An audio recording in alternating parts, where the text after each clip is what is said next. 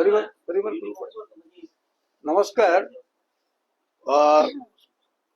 Secular લોકશાહી આંદોલનના આપણા ગુરુવારી મીટિંગને બધાને સ્વાગત છે. દિવાળીના ઘણા દિવસો પછી આજે પહેલીવાર આપણે ગુરુવારી મીટિંગ ચાલે છે અને આપણે ચર્ચા પણ ચાલુ રાખીશું. આજનો ચર્ચાનો વિષય વસ્તુ છે આજે youth culture, internet and mental health. ચર્ચા કરવાની છે બેન શુભ ત્રિપાઠી. હું હિન્દીમાં વાત સ્વિચ ઓવર કરું કેમ કે આપણે કાયમ કહું છું કે આપણે બધા ઓડિયન્સ ઓલ ઇન્ડિયા લેવલમાં અત્યારે જોતા હોય છે, એ લોકો ઇન્ટરેક્ટ કરતા હોય છે, સાંભળતા હોય છે, કોમેન્ટ પણ કરતા હોય છે. આ તો ટોપિક એવી નવી ટોપિક છે તો એના માટે હું હિન્दी में स्विच ओवर करूँ छू. नमस्ते. मूवमेंट फॉर सेकुलर डेमोक्रेसी का आज गुरुवारी मीटिंग में सबको स्वागत है.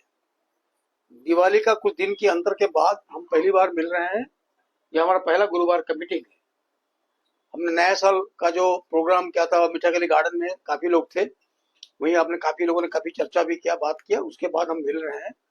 आज का जो टॉपिक है बहुत इंटरेस्टिंग टॉपिक है. ये आज का समय की मांग है. ये बात है कि youth culture, internet and mental health. मतलब मेंटल हेल्थ का जो सवाल जो है यंग जनरेशन का, स्टूडेंट्स, यूथ का, उसके ऊपर हम चर्चा करेंगे. बेसिकली मैंने मेरे हिसाब से हमने यूथ को टारगेट किया इस बार, क्योंकि मेंटल हेल्थ तो सबका भी, ओल्ड एज का, मेरा भी मेंटल हेल्थ का प्रॉब्लम हो सकता है, ओल्ड एज में भी हो सकता है, और बाद में जो मजदूर होते हैं उसका भी हो सकता है, वुमेन का भी हो सकता है, चाइल्ड का भी हो सकता है.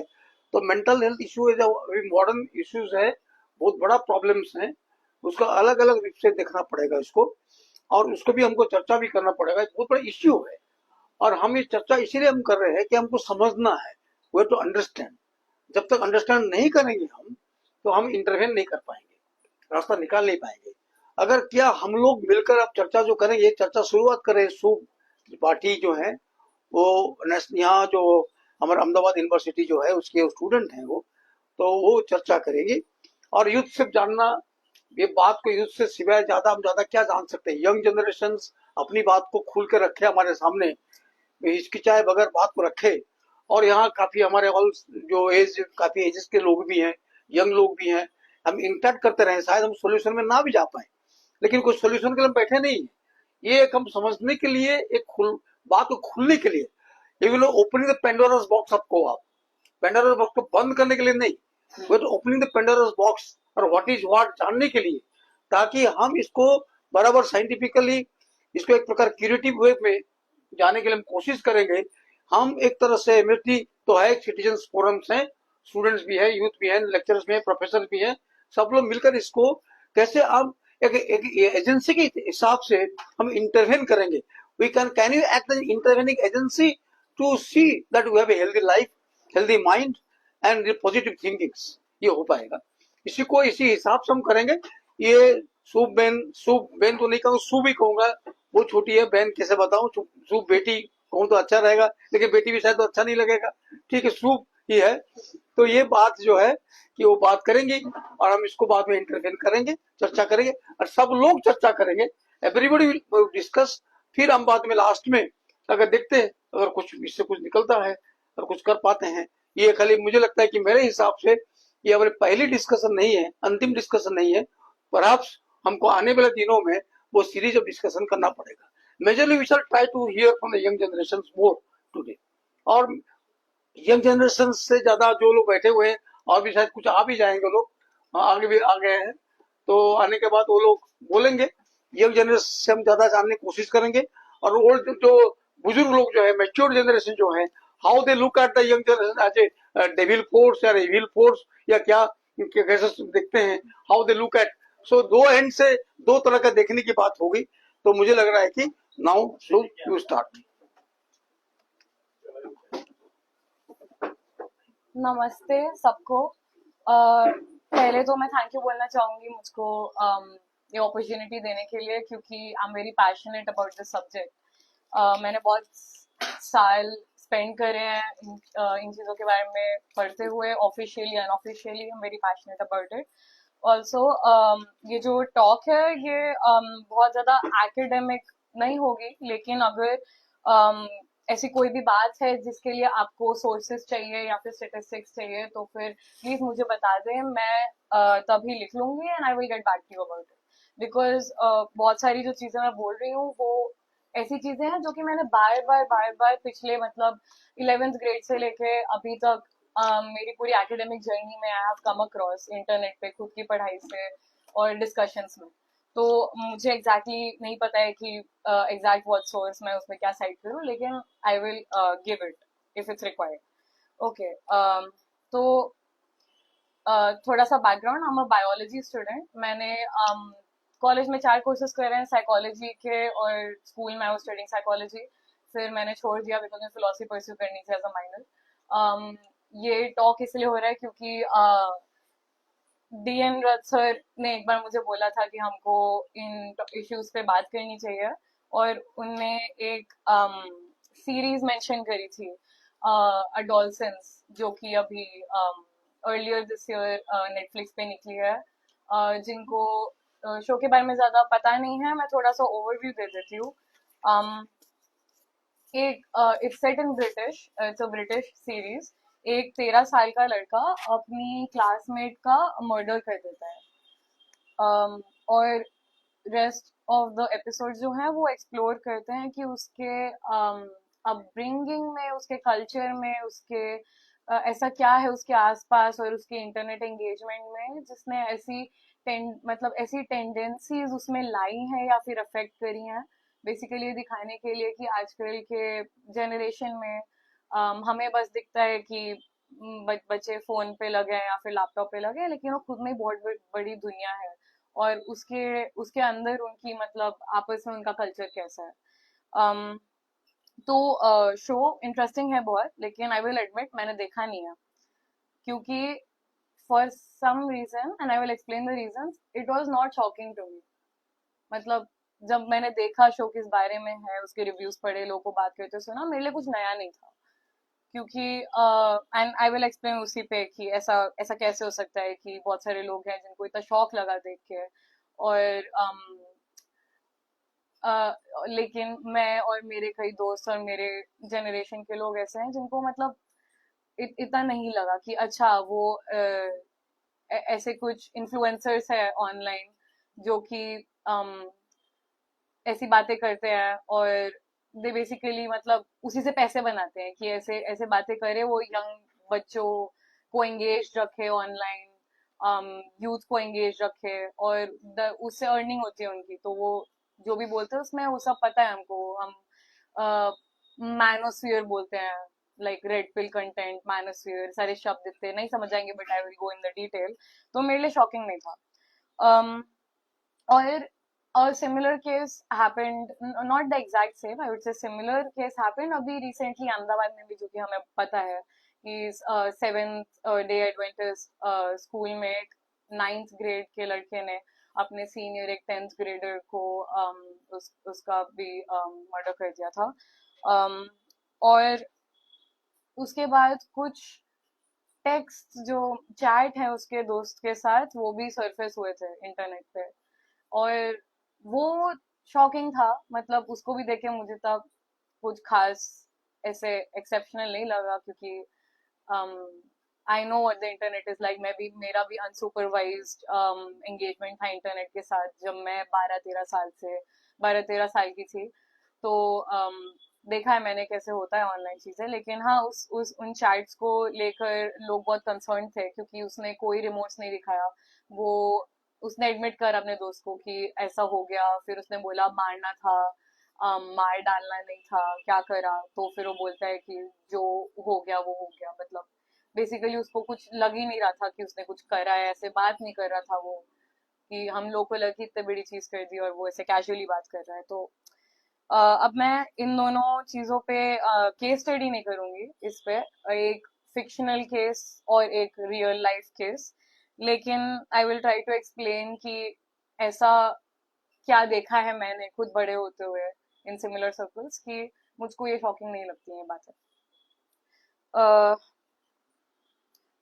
शो के बारे में एक और चीज, उस पे बहुत सारे मतलब बहुत बहुत फेमस हुआ था, बहुत सारे लोगों ने ऐसी चीजें भी बोली थी कि ये एंटी मेन है, कि अभी तक फेमिनिस्ट बस एंटी मेन थे, अब ये एंटी बॉयज भी हैं, कि ये छोटे लड़कों को डिमोनाइज करना चाहते हैं, वो ऐसे दिखा रहे हैं जैसे ये बच्चे ऐसी चीजें करने के केपेबल हैं, वो देखो कैसे बात कर रहा है, कैसे दिखा रहे हैं, उसको दर्शा रहे हैं, ये सब गलत है।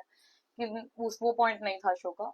पॉइंट ये था कि ऐसी केसेस हो रहे हैं पूरी दुनिया में, लाइक इन जैसे हमारी सिटी में हुआ है, और एन एक्चुअल डिपिक्शन की क्या चल रहा होता है उनके दिमाग में। तो दैट इज द पॉइंट। और मेरे लिए जो मुझे बात शॉकिंग लगती है वो ये है कि बात जब एक मर्डर तक आ जाती है, तब मतलब एल्डर्स और एडल्ट्स को थोड़ा इंटरेस्ट आता है कि क्या चल रहा है बच्चों के बीच में। अब ये ऐसा कुछ ब्लेम नहीं कर रही हूँ मैं, लेकिन ये बात मुझको शॉकिंग लगती है, क्योंकि जब कि कोई सुसाइड नहीं होता है, मर्डर नहीं होता है, तब भी बहुत सारी कंसर्निंग चीजें चल रही होती हैं बच्चों के बीच। और दैट मेक्स मी सैड कि we don't talk about it that much, कि बच्चों को फ्री नहीं फील होता है कि वो भी एडल्ट्स के पास जाके कुछ बातें करें इन सारी चीजों के बारे में। मतलब दे आर सफरिंग, और even if it's not that big of a deal, it's मतलब सब जगह है and it's a big problem. तो ओके, अभी I will start with an introduction, taking some excerpts from एक book है, एक अमेरिकन सोशल साइकोलॉजिस्ट ने लिखी है, जॉनसन हाइट उनका नाम है। बुक का नाम है द एंशियस जनरेशन, जिसमें वो थोड़ा सा एक्सप्लेन करने की कोशिश करते हैं कि ऐसा क्या खास है उन लोगों के बारे में जो कि 1994 के बाद बॉर्न हुए हैं, जिनको जेनजी कहा जाता है अभी। सो थोड़ा सा इंट्रोडक्शन बुक का मैं थोड़ा सा ट्रांसलेट करके बताऊंगी, बिकॉज मुझको अगर ऐसी कोई चीज है जो कि मैं अपने खुद के पेरेंट्स को मतलब दिखा सकूं या बता सकूं, वो ये इंट्रोडक्शन होगा इस बुक का, क्योंकि उनको थोड़ा समझ आएगा कि मतलब एक्चुअली कैसा लग रहा था हम हमें उस समय। तो जॉनथन हाइट कहते हैं कि आप इमेजिन करिए कि आपका बच्चा 10 साल का हो चुका है, और अभी दुनिया में एक बहुत फेमस विजनरी बिलियनर है जो कि जिसे आप कभी मिले नहीं हैं, और वो चाहते हैं कि आपका बच्चा एक परमानेंट स्पेस ट्रिप पे मार्स पे चला जाए।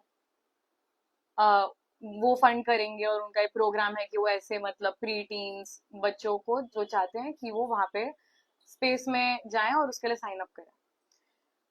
तो हाँ, वो चाहते हैं कि आपका बच्चा इसलिए जाए क्योंकि उसकी एकेडमिक परफॉर्मेंस अच्छी है, वो स्मार्ट है, समहाउ उनके पास उसका जीनोमिक एनालिसिस डेटा भी है जो कि आपने कभी मतलब दिया नहीं उनको, लेकिन जैसे तैसे करके उनके पास है। और इस प्रोग्राम में साइन अप करने के लिए बच्चों को जरूरत नहीं है पेरेंटल परमिशन की, वो बस खुद एक पेपर पे टिक करके साइन करके जा सकते हैं। तो अब आपकी बच्ची को जाना है क्योंकि उसको स्पेस पसंद है, उसके बाकी सारे दोस्त जा रहे हैं। बहुत ऐसे मतलब रैंडम बात लग रही है अभी, लेकिन it's a very good parallel, he builds it up, तभी मैं I am reading it out.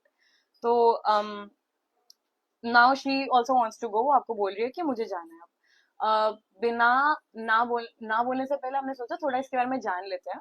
तो आपको पता चला कि वो प्री टीन्स को बच्चों को इसलिए चूज कर रहे हैं इस प्रोग्राम के लिए, क्योंकि वो बिलीव करते हैं कि जब वो वहां पर उनका मतलब वो वहां पे बड़े होंगे, अडोलसेंस उनका वहां पे खत्म होगा, तो वो एक ऐसे एडल्ट बन जाएंगे जो कि मार्स के एटमोसफियर के लिए फिट होंगे। वो उनका बिलीफ है उन बिलियनर्स और साइंटिस्ट जो उनके अंडर काम करते हैं। तो वो उनका रीजन है। लेकिन फियर है ऑब्वियसली, क्योंकि इंसान का जो शरीर है वो धरती के लिए बना है, यहाँ की जैसे ग्रेविटी उसके लिए बना है, यहाँ के एनवायरमेंट के लिए बना है। तो और ये एक्सपेरिमेंटल बैच है, तो ऐसे थोड़ी ना भेज देंगे। तो आप जाने देंगे क्या बेसिकली, क्योंकि वो लीगली उनको नहीं परमिशन चाहिए पेरेंट्स से, वो ले जा सकते हैं। तो आप क्या करेंगे? तो ऐसा रियल में हो या ना हो वो नहीं पता, लेकिन उससे बहुत ज्यादा क्लोज चीज एक्चुअली हो चुकी है, is the point that he is trying to make. क्योंकि हमको जब इंटरनेट आया और इंटरनेट के बाद जब ये मतलब abundance of internet और information accessibility जब आया तो दुनिया में सबके साथ साथ में हो रहा था। जब आप लोग अपने 30s में 20s या 30s में होंगे उस समय may be it started taking of, लेकिन फॉर योर किड्स ऑल्सो वो उस समय उन दे ऑल्सो इनकाउंटर्ड इट उसी सेम टाइम पर, तो किसी को नहीं पता था इसका इफेक्ट एक्चुअली क्या होगा या फिर एक्चुअली ये कंपनीज क्या कर रही हैं, बिकॉज दे प्राइवेट कंपनीज, उनको बताने की जरूरत नहीं है लोगों को। तो हाँ, तो बेसिकली वो कहते हैं कि ये चीज एक्चुअली हो चुकी है और Gen Z was the first generation जो कि अपने मतलब प्यूबर्टी के समय, एडोलसेंस के समय अगर उनको दुनिया से एस्केप करना है तो वो बस एक उनके पॉकेट में एक पोर्टल है जिसको वो खोल के कहीं पे भी जा सकते हैं। और ये थोड़ा ऐसा साउंड करेगा जैसे बढ़ा चढ़ा के बोल रही हूँ, लेकिन एक्चुअली कहीं पे भी जा सकते हैं। फिजिकली मार्स में जाना is not that as different as being on the internet 13 साल की उम्र में, अनसुपरवाइज्ड, अनरेगुलेटेड, क्योंकि इट्स अ बिग स्पेस। वहां पे ऐसे ऐसी चीजें हैं जो कि मतलब आपको पता भी नहीं होंगी एग्जिस्ट करती हैं।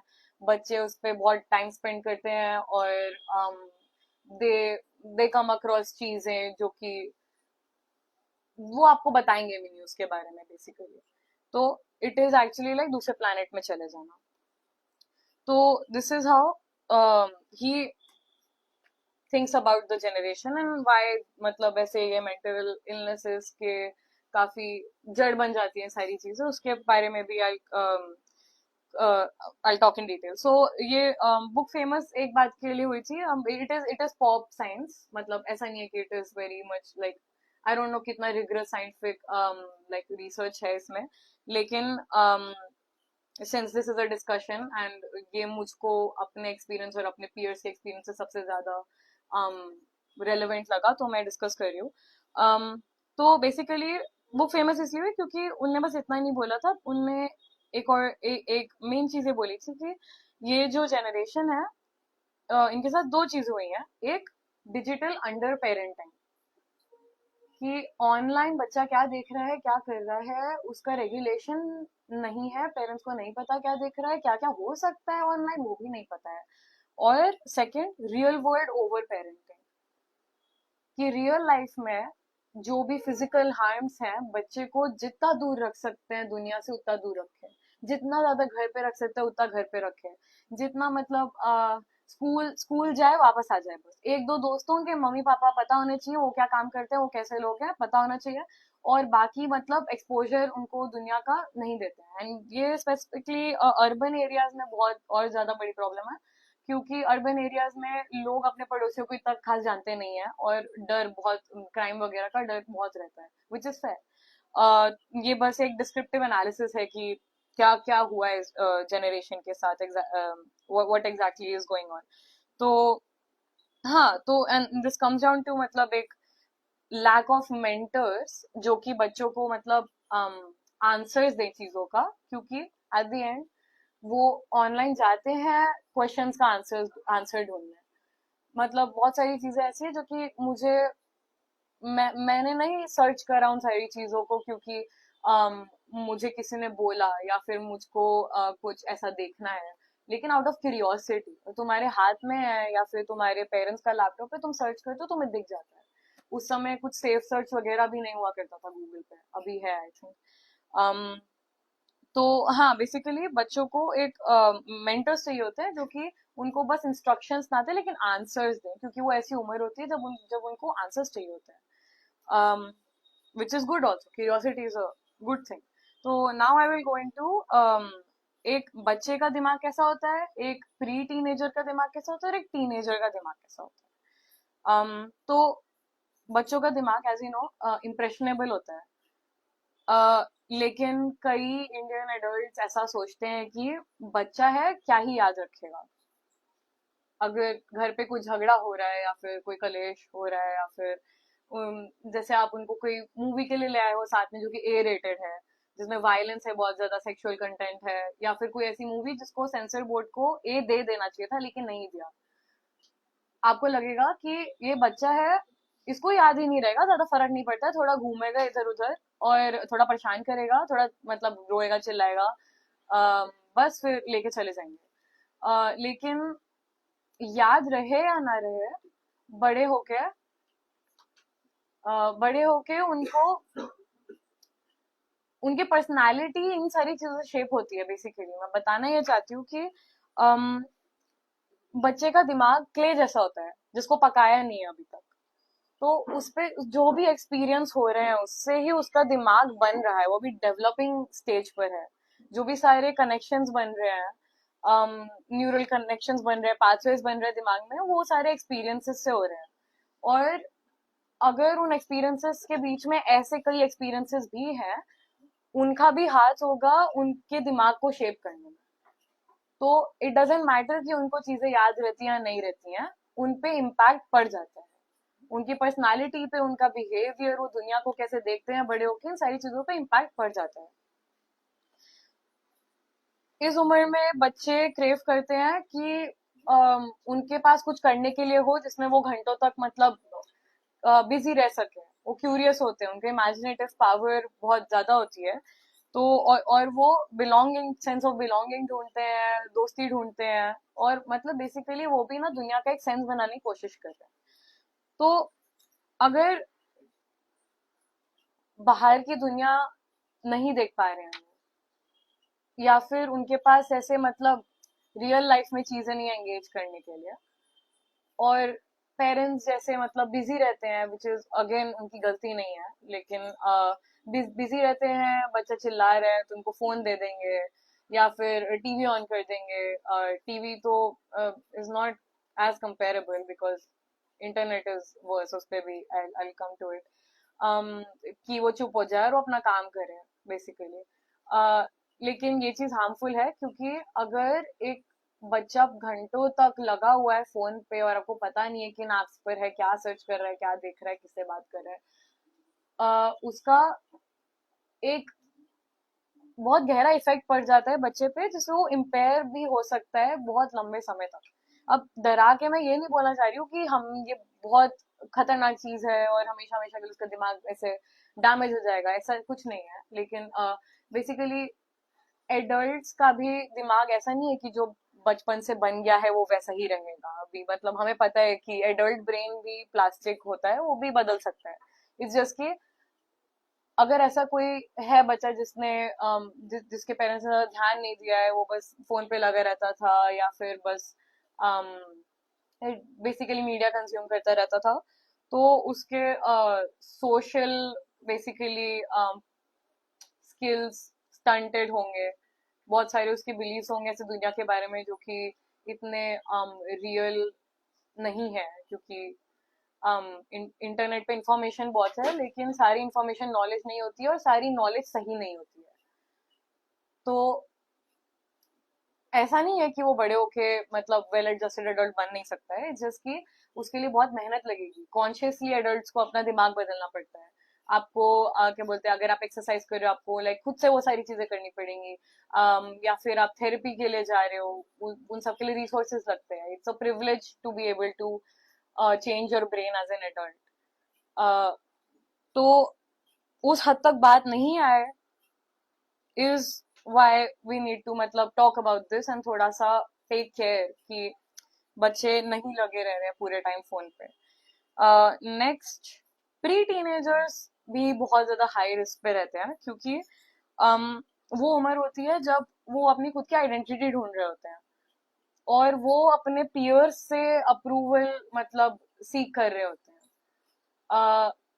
बिहेवियर के थ्रू, जिन चीजों के बारे में बात करते हैं उसके थ्रू, कैसी चीजें पहनते हैं, किन कौन से गेम्स खेलते हैं, सारी चीजों के थ्रू मतलब वो अपनी दुनिया में जगह बनाने की कोशिश कर रहे होते हैं। अब ऑनलाइन इंफॉर्मेशन के एक्सपोजर हार्मफुल बहुत रहा है। ऐसा ऐसा भी नहीं कह रही कि हो सकता है, हमारे पास स्टडीज हैं दैट शो कि वेट एक ग्राफ आई विल शो। हाँ, ओके, ये एक ग्राफ है, इसी बुक से है। अगर एग्जैक्ट पेपर आपको चाहिए अगेन मुझे बता दीजिएगा, I will look it up, मैं भेज दूंगी।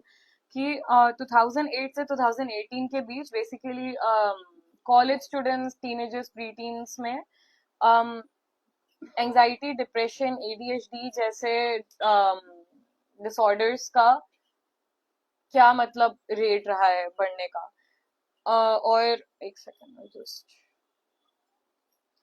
दे फाउंड ये यूएस में हुई थी स्टडी, बता देना चाहिए क्योंकि इंडिया का कंटेक्स्ट बहुत डिफरेंट है, उस पर भी I talk in oil. So anxiety increase 2008 से 2018 among college students and pre teens 134%, depression increase 106%, ADHD increase 72%, and वैसे ही बाकी कई मतलब इलनेसेस एंड डिसऑर्डर्स। क्योंकि जब वो देखते हैं दूसरों को ऑनलाइन कि वो क्या पहन रहे हैं, क्या कर रहे हैं, बेसिकली अपनी लाइफ को कैसे दर्शा रहे हैं, वो कंपेयर करते हैं। और हमारा दिमाग बना नहीं है इतने सारे इंफॉर्मेशन को साथ में हैंडल करने के लिए, स्पेशली प्री टीन्स और बच्चे। तो और ये बात एक बहुत फेमस डॉक्यूमेंट्री निकली थी अभी 2020 में, सोशल डिलेमा के नाम से मैं मेंशन कर रही हूँ क्योंकि वो फेमस थी, और आप लोग एक्सेस कर सकते हैं। It was a good documentary and good, थोड़ी ड्रामेटाइज्ड है लेकिन गुड इसलिए क्योंकि उसमें जिन लोगों ने बात करी है सच्चाई के बारे में, बिग टेक और एल्गोरिदम और सोशल मीडिया के बारे में, वो लोग हैं जो कि काम करते थे पहले गूगल में या फिर मेटा, फेसबुक में जो मेटा हो गया है, और उनने जॉब छोड़ दी। और वो अपने एक्सपीरियंस के बारे में बात कर रहे हैं उस डॉक्यूमेंट्री में कि उनमें से एक थे जो कि बोल रहे थे कि जब मैं घर वापस आता था काम से, मैं ना खुद फेसबुक खोलता था ना अपने बच्चों को खोलने देता था। और इससे बस ये पता चलता है कि यू नो ऐसे कहते हैं कि ड्रग डीलर्स खुद के ड्रग्स नहीं यूज करते हैं, एंड थोड़ा सा एक्सट्रीम लगेगा एग्जाम्पल, लेकिन मैंने देखा है अपने आसपास इंटरनेट एडिक्शन, और वो सीरियस बात है, उसका भी विड्रॉल होता है।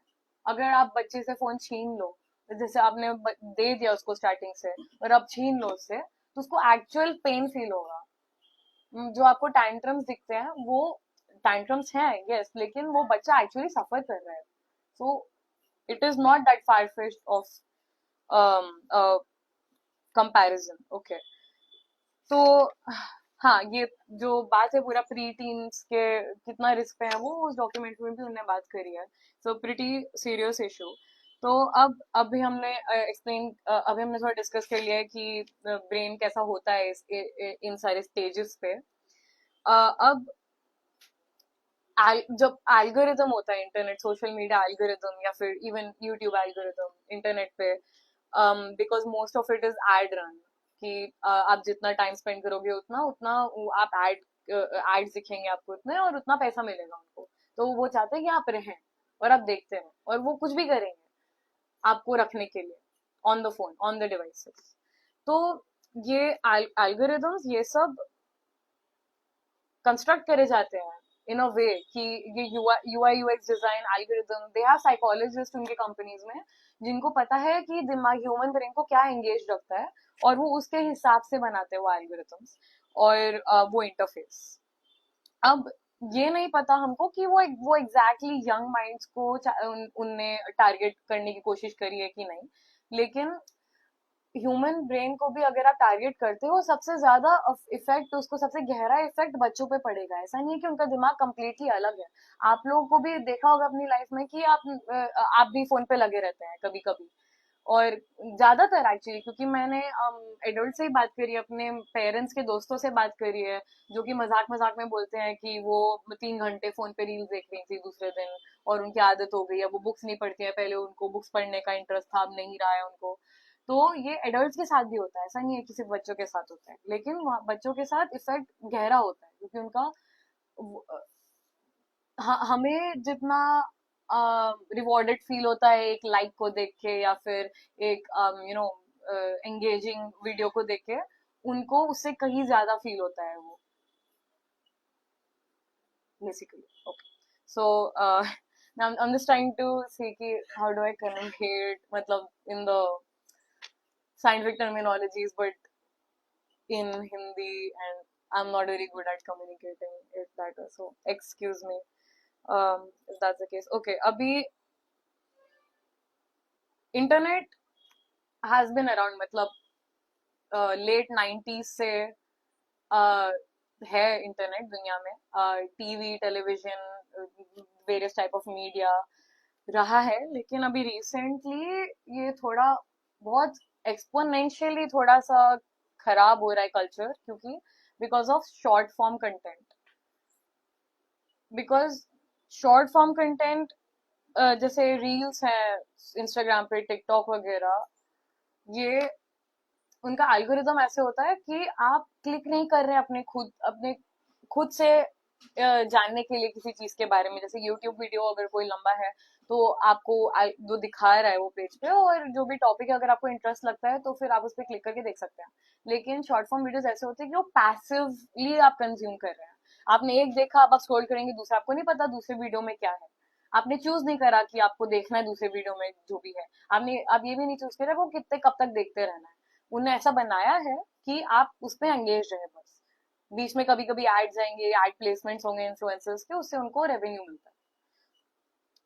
तो ये short form content, notification, Meta data is basically कि अभी तक उनको उनके पास डेटा था कि आप क्या कर रहे हैं online.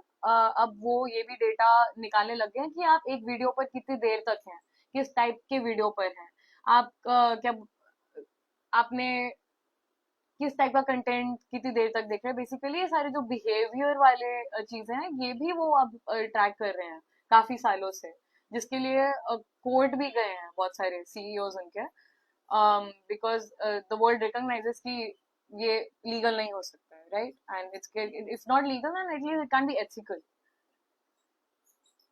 I'm sorry, I'm not that well versed with law, ठीक है। Okay, so basically it's not ethical. So वो बच्चों के बारे में भी अभी सारा मेटा डेटा कलेक्ट कर रहे हैं, एंड दे और फिर उसके हिसाब से वो उनको दिखाएंगे चीजें जो वो देखना चाहते हैं। तो बेसिकली इट बिकम्स लाइक ऐसे एक एको चेम्बर कि देखे जा रहे सेम टाइप का कंटेंट, अगर आपने 2 वीडियोस देख ली किसी टॉपिक के बारे में, आपकी फीड में आ जाएगा और वो एम्पलीफाई होता रहता है इफेक्ट। तो आपको ये लग सकता है कि आपको पूरी दुनिया की इंफॉर्मेशन आ रही है, लेकिन ऐसा नहीं है। वो इंफॉर्मेशन पर्सनलाइज्ड है आपके लिए, तो वो एको चेम्बर बन जाता है। Okay, just 1 second. Okay, so again, human brain has not change, मतलब जो हमारी जो बॉडी, हमारी फिजियोलॉजी जो है, हमारा जो दिमाग है, वो 300,000 ईयर्स में इतना नहीं बदला है, लेकिन एल्गोरिदम्स हर हफ्ते बदलते हैं।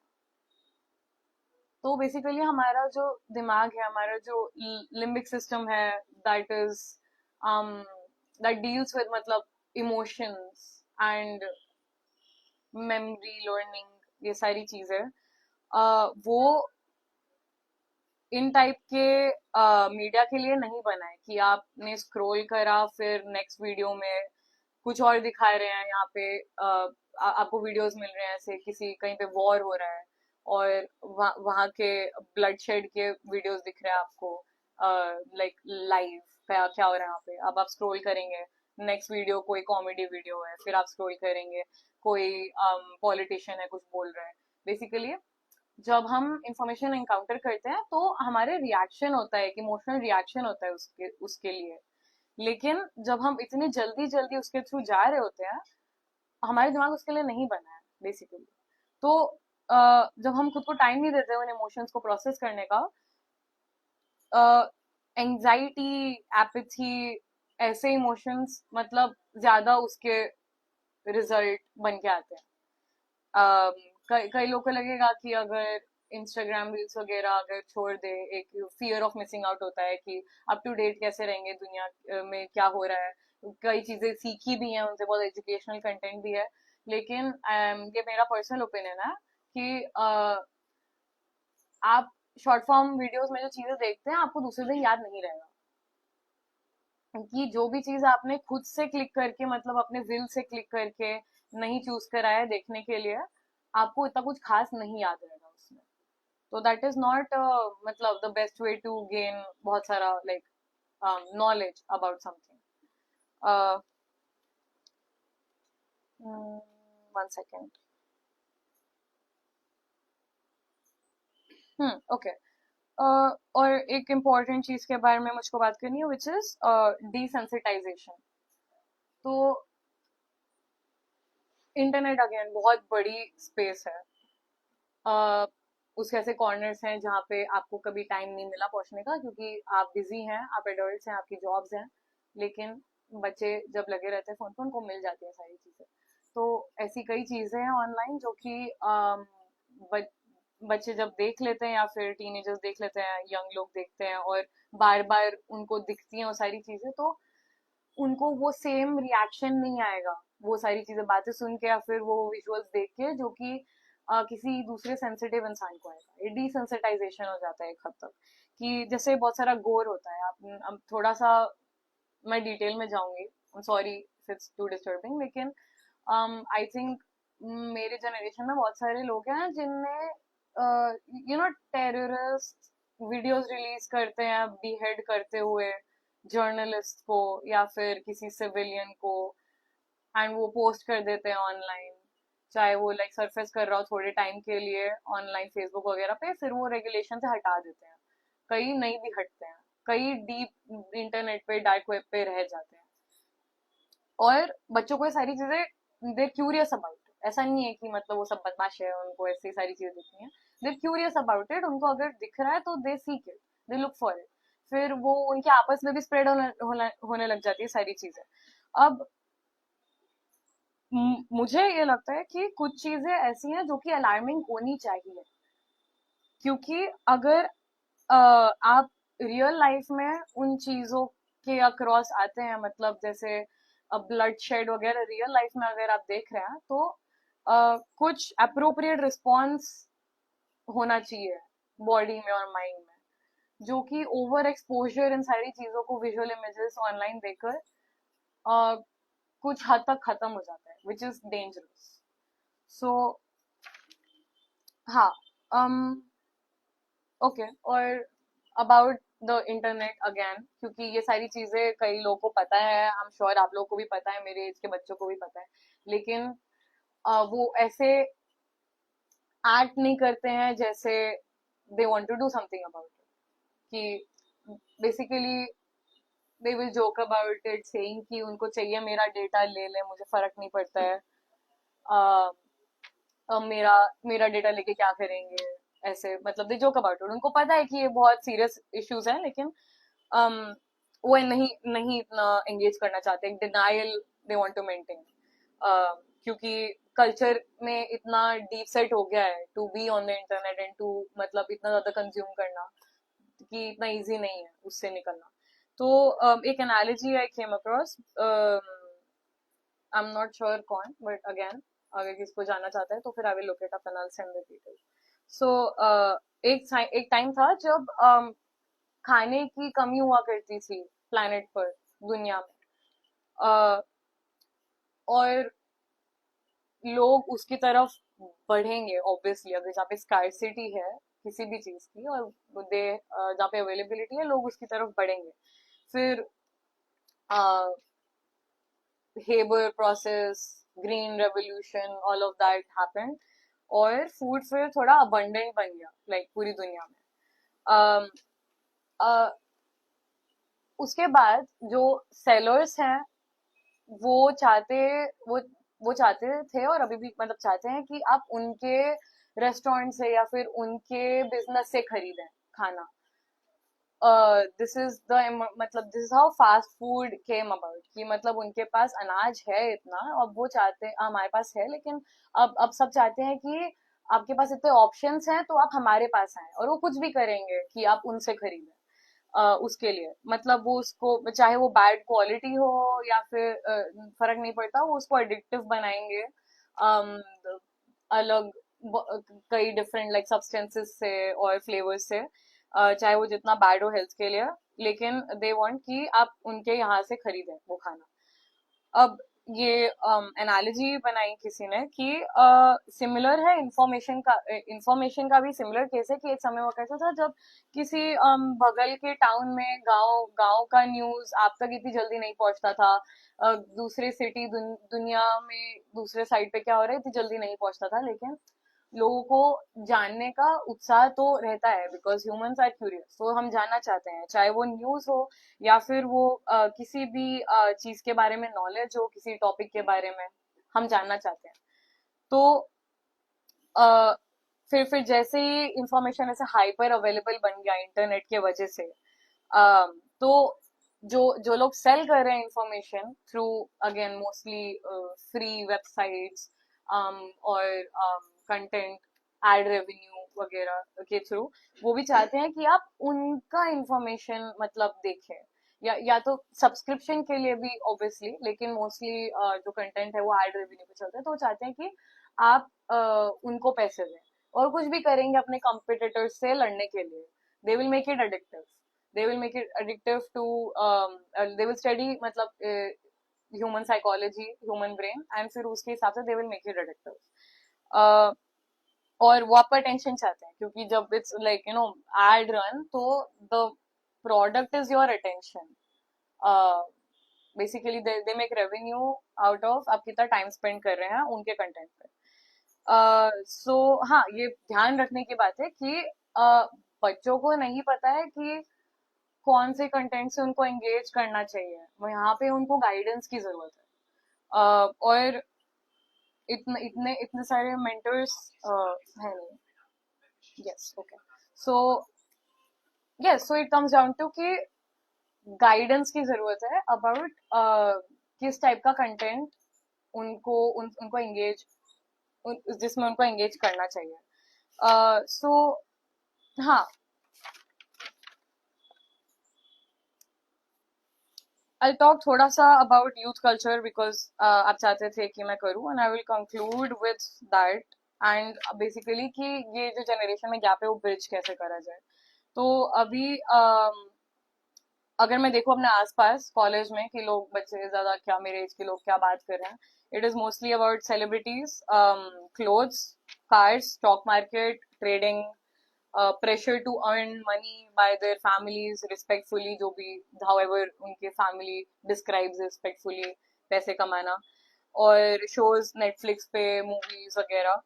um, और इन सबके थ्रू वो ढूंढ रहे हैं कि मतलब वो कहाँ पे उनकी उनका प्लेस कहाँ है इस दुनिया में, कि उनके जैसे सोचने वाले बाकी लोग कहाँ पर हैं।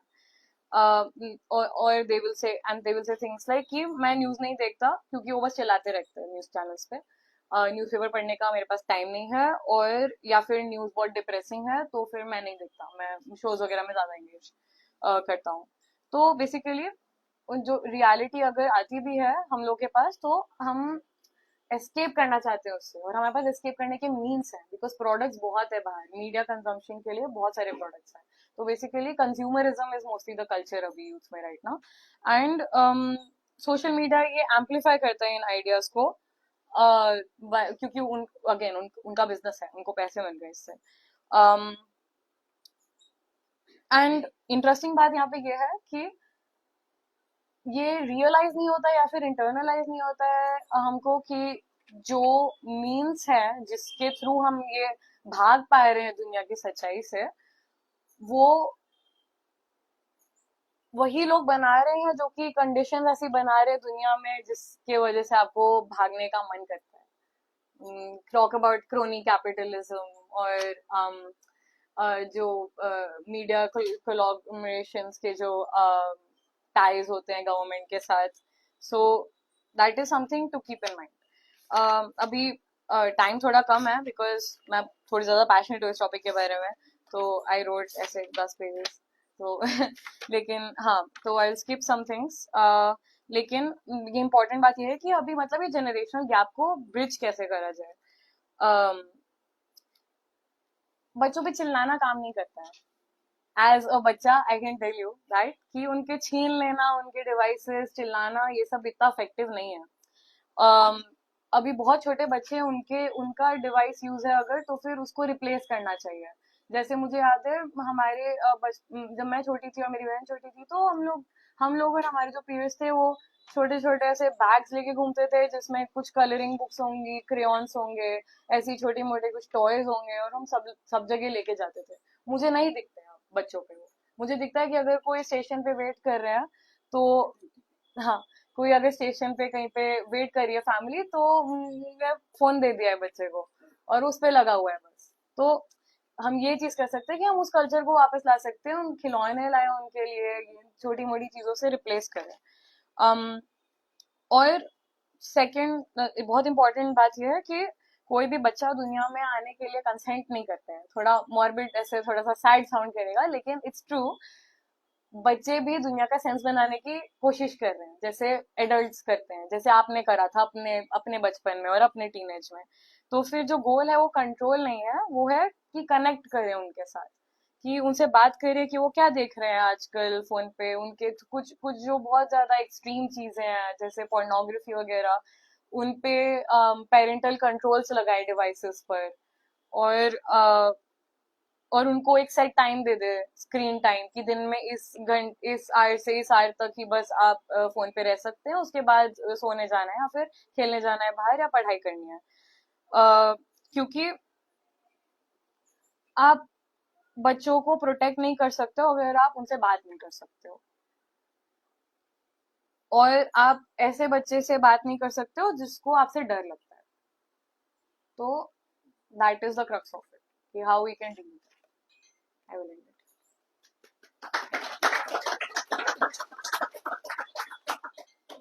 बहुत ही डायमेंशंस काफी बड़ा है। इट।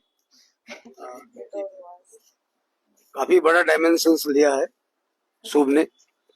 मैं तो चाहूंगा कि सब इसके बारे में चर्चा करें सब, मतलब I will try to prefer this young generations, they speak more, your old generation watch today, keep it for next time। और जो बाद में जो है यंग जनरेशन अपनी बात को रखे हमको समझने के लिए, actually it's for our understanding also. हमारी जो ब्रिजिंग की बात जो किया, ये बात होने से ब्रिजिंग होगा। हमको अपने आप को ब्रिजिंग करने के लिए भी हमको सुनना जरूरी है। Talk, students, young generation should talk. जो टॉकिंग बंद हो गया है, हम चाहते टॉक करें। कुछ दिन पहले एक बच्चा यहाँ आया था, 4-5 साल के बच्चा आया था, और हमारे भाविक भाई ने बताया कि वो सब मम्मी लेके आई थी। पता है तुम, भाविक भाई उनको ज्यादा अच्छी तरह जानते हैं, बोले कि तुम बच्चों के साथ घर में बातचीत करो, पेरेंट्स बातचीत करो। वो बच्चा बात ही नहीं कर रहा। तो क्यों बात नहीं कर रहा था? माँ बाप बात नहीं करते थे, वो भी मोबाइल में है, और वो बच्चा भी मोबाइल में है, और बच्चा को वो भी वोकैबुलरी नहीं आ रहा, बोल नहीं पा रहा। वो ऐसे ही वो जन्म से ये नहीं है, तो लेकिन वो बोलना बंद हो गया उसका। तो ये जो घर में बात ही नहीं होता है, कम्युनिकेशन ही नहीं होता है, जो बोल के कम्युनिकेशन नहीं होने के कारण क्या होता है, फिर बच्चों से हम डरते भी हैं, then we are afraid of them. तो काफी उसने ओपन लॉट ऑफ पोर्टल्स, बहुत सारी चीजों को ओपन अप किया है। मुझे अभी पहले मैं बोलूंगा यंग जनरेशन जो है वो बोले, और यू स्पीक।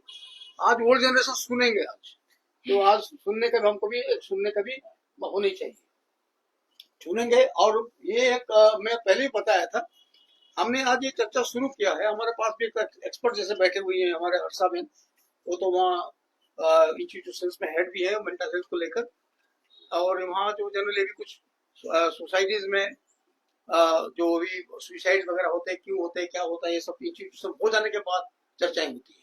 जैसे विसा का रिकमेंडेशन क्या होता है, जब रेप हो जाता है फिर बाद में इंस्टीट्यूशन में आपको विसा, आपका वुमेन्स रिलेशनल सेल है या नहीं, वो सोचा जाता है। लेकिन हो जाने के बाद, लेकिन बहुत सारी जगह में वो रिलेशनल सेल है ही नहीं।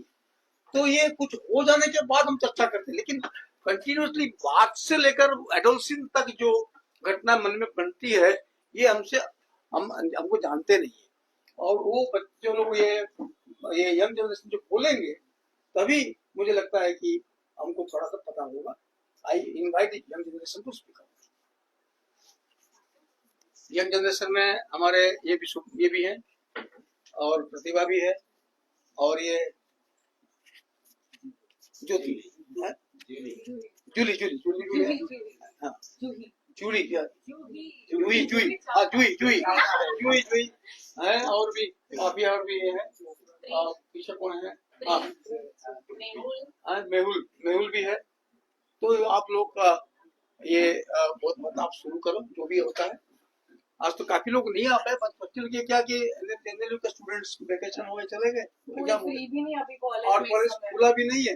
बट एनीवे मैंने शुरुआत ऐसे ही होता है, जब ये अटम आता है ना, अटम आने से पहले अटम आ जाती है लेकिन हम फील नहीं करते। हाँ, तो अटम से हमको अटम में स्प्रिंग का फीलिंग होती है और स्प्रिंग के और समर का फीलिंग होती है। तो ये हमारे क्लाइमेट चेंज भी हो रहा है। तो एनीवे हमने शुरू कर दिया है, काफी लोग जान रहे हैं, सुन भी रहे हैं, और ये हम लोग कंटिन्यू करेंगे। Will be discussing continuously, phase wise हम डिस्कस करेंगे और इसके बारे में ज्यादा जानकारी हमारे होना चाहिए। हमको काफी ग्रे एरिया है जो हम जानते नहीं है। Now please. देखो एक चीज मेंशन करी वन लास्ट थिंग, ये बहुत ज्यादा एंटी इंटरनेट साउंड कर रहा था the section on it also. Point बस ये है कि सेफली बच्चा एक एज तक पहुंच जाए जहां वो खुद से देख पाए कि उसको क्या देखना चाहिए इंटरनेट पे, उसको इंटरनेट को कैसे यूज करना चाहिए, क्योंकि ऑब्वियसली नॉलेज का, इंफॉर्मेशन का मतलब बहुत इंपॉर्टेंट रिसोर्स है। और ऐसा नहीं है कि सोशल मीडिया पूरा खराब है, जस्ट कि उसको इस एज तक सेफली पहुंचा देना चाहिए एडल्ट्स को, जहां वो खुद से बता पाए कि क्या किस में एंगेज करना है, किस में नहीं करना।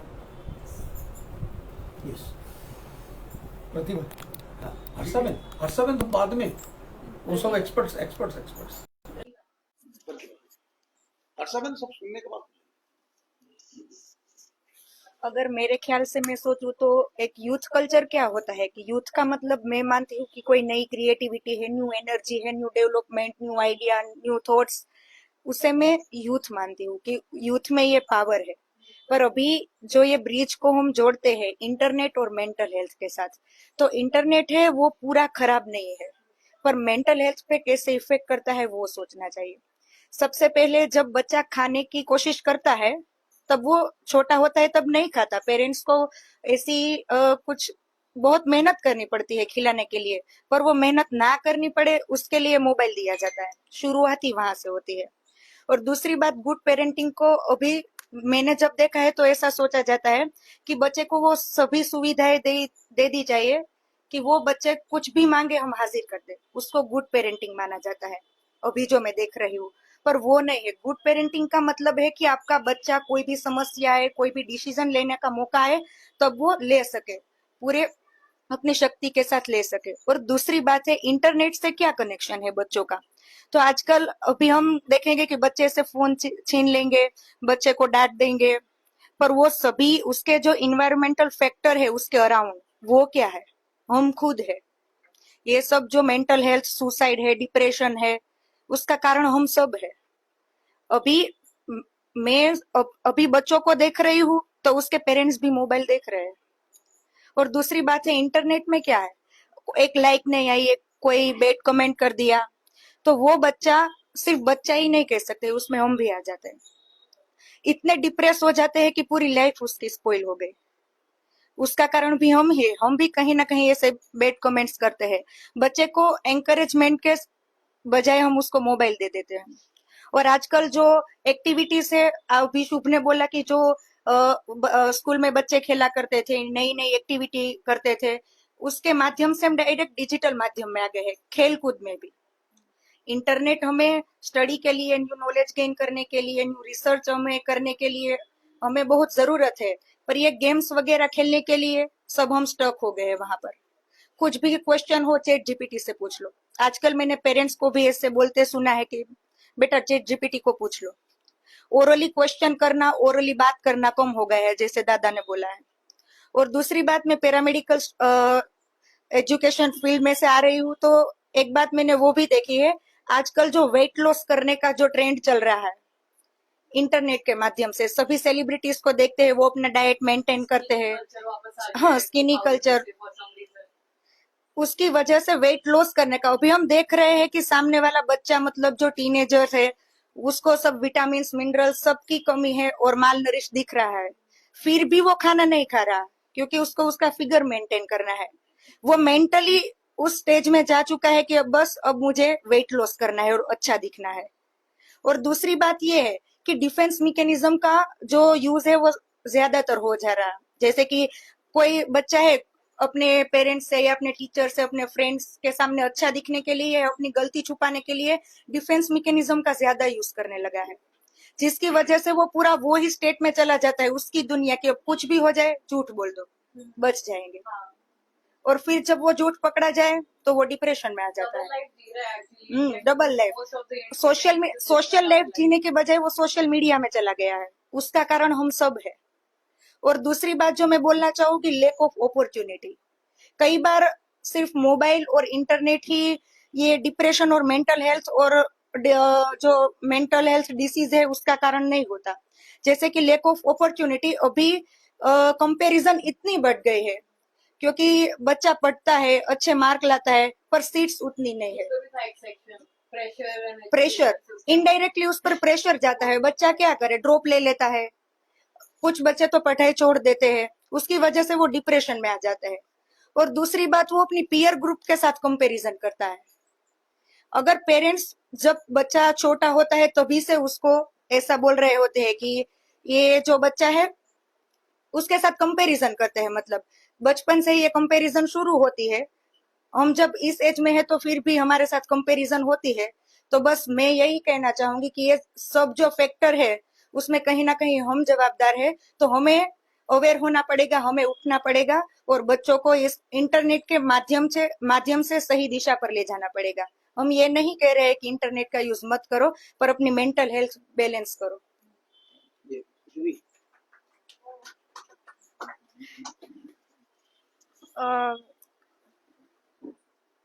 सो मेरा आंसर थोड़ा मेटा है इन द सेंस दैट जैसे मेरी एकेडमिक जर्नी रही है, I have been deeply trained to look at सारे इश्यूज अराउंड मी, और be it any conversation I have from a very interdisciplinary approach, which was very much evident when Shubh was also talking.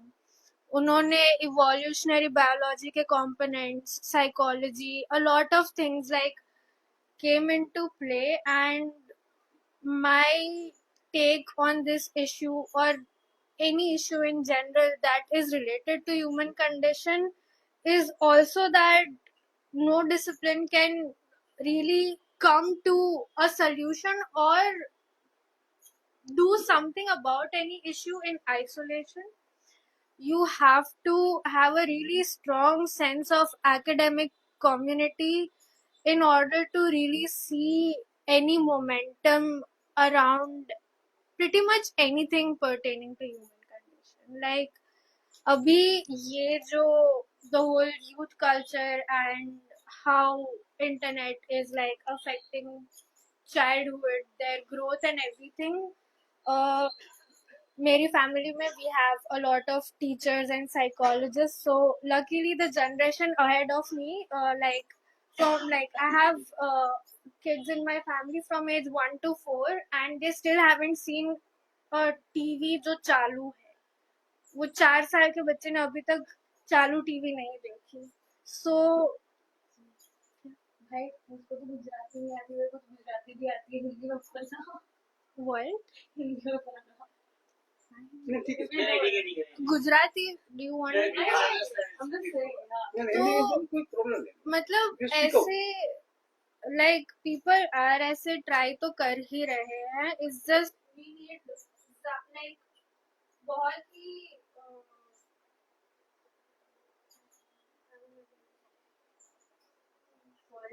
सब मिल मतलब again this whole Continue the English. हाँ sorry बिल्कुल भी isolation में नहीं हुआ। जैसे one thing should pointed out कि this issue is more prominent urban areas में। ये क्यों हो रहा है? It is like related to so many disciplines that in order to, again, I am just a big fan of interdisciplinary approach in general. So yeah, I think we just need to ज़्यादा मिलना चाहिए, and people from all walks of life should really get on to things around them and Masuk.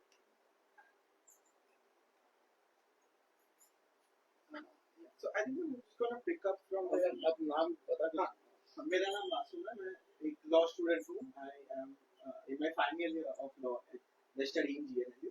So I want to pick up from where Juhi left off, urban areas, and what Shubh mentioned is in the हाँ. जो शुभ ने कहा कि lack of role models. तो I think एक inflection point यहाँ पे है probably the disappearance of joint families, right? Especially because अगर आप urban context में देखें तो families are nuclear. Now when a child is born, first thing it asks is give me food. The second thing it asks is tell me a story, right? But because if the parents are working, the child has nobody to hear those stories from. तो पहले grandparents होते थे, बाकी लोग होते थे family में who used to tell the child stories, entertain the child, etc. It also allowed जो बच्चा होता था वो बाकी adults के साथ बातें करके human connection form करना सीखता था, बातें करना सीखता था, social skills develop होती थी. That I think disappears in a nuclear family by and large, especially if both parents are working. Because bacha, if he does not go to school, he is left alone at home.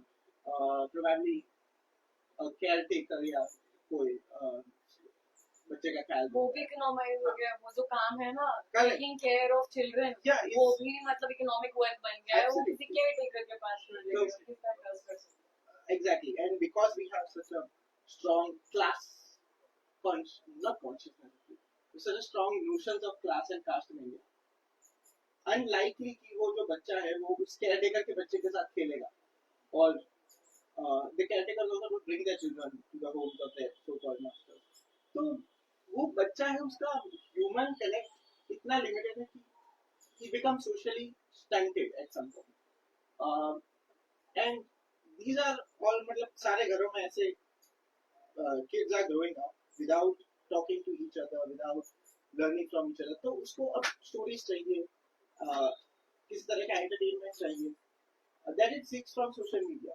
And जो शुभ ने बताया कि वहाँ पे जो content है is definitely not child है. friendly. मेरी नानी लगी रहती है यूट्यूब पे, बात नहीं करती है किसी से. Correct. So that is also problem. नानी जहाँ joint families हैं वहाँ पे they are not carrying on the traditions that used to be the traditions. Grandparents और uncles and aunties बच्चों को stories बताते हैं, उनसे बातें करते हैं. ये सब नहीं हो रहा है. Joint families में there's another thing because you have other children also growing up together. बच्चे एक दूसरे के साथ खेल के conflict resolution, addressing a conflict, ये सब सीखते हैं. जो अगर आपने नहीं सीखा बचपन में at a young age, if you grow up without, and as a single child I can tell you this, if you grow up without learning how to resolve conflict, कि अगर कोई issue है उसको कैसे peacefully address करें, अगर आपका किसी के साथ disagreement है तो बातचीत करके उसे कैसे एड्रेस करें, अगर आप ये यंग एज में नहीं सीखते हैं तो as an adult you struggle a lot with this things. तो अगर आपके पीयर ग्रुप्स के साथ कोई इश्यूज है या किसी और के साथ आपका कोई issue, there are very high chances that you will think about it a lot, not talk about it, and then spiral, resulting into a sort of a depressive spiral. So I think a huge factor that we should be looking at is how do we build communities that support children, that allow children to, have human connection.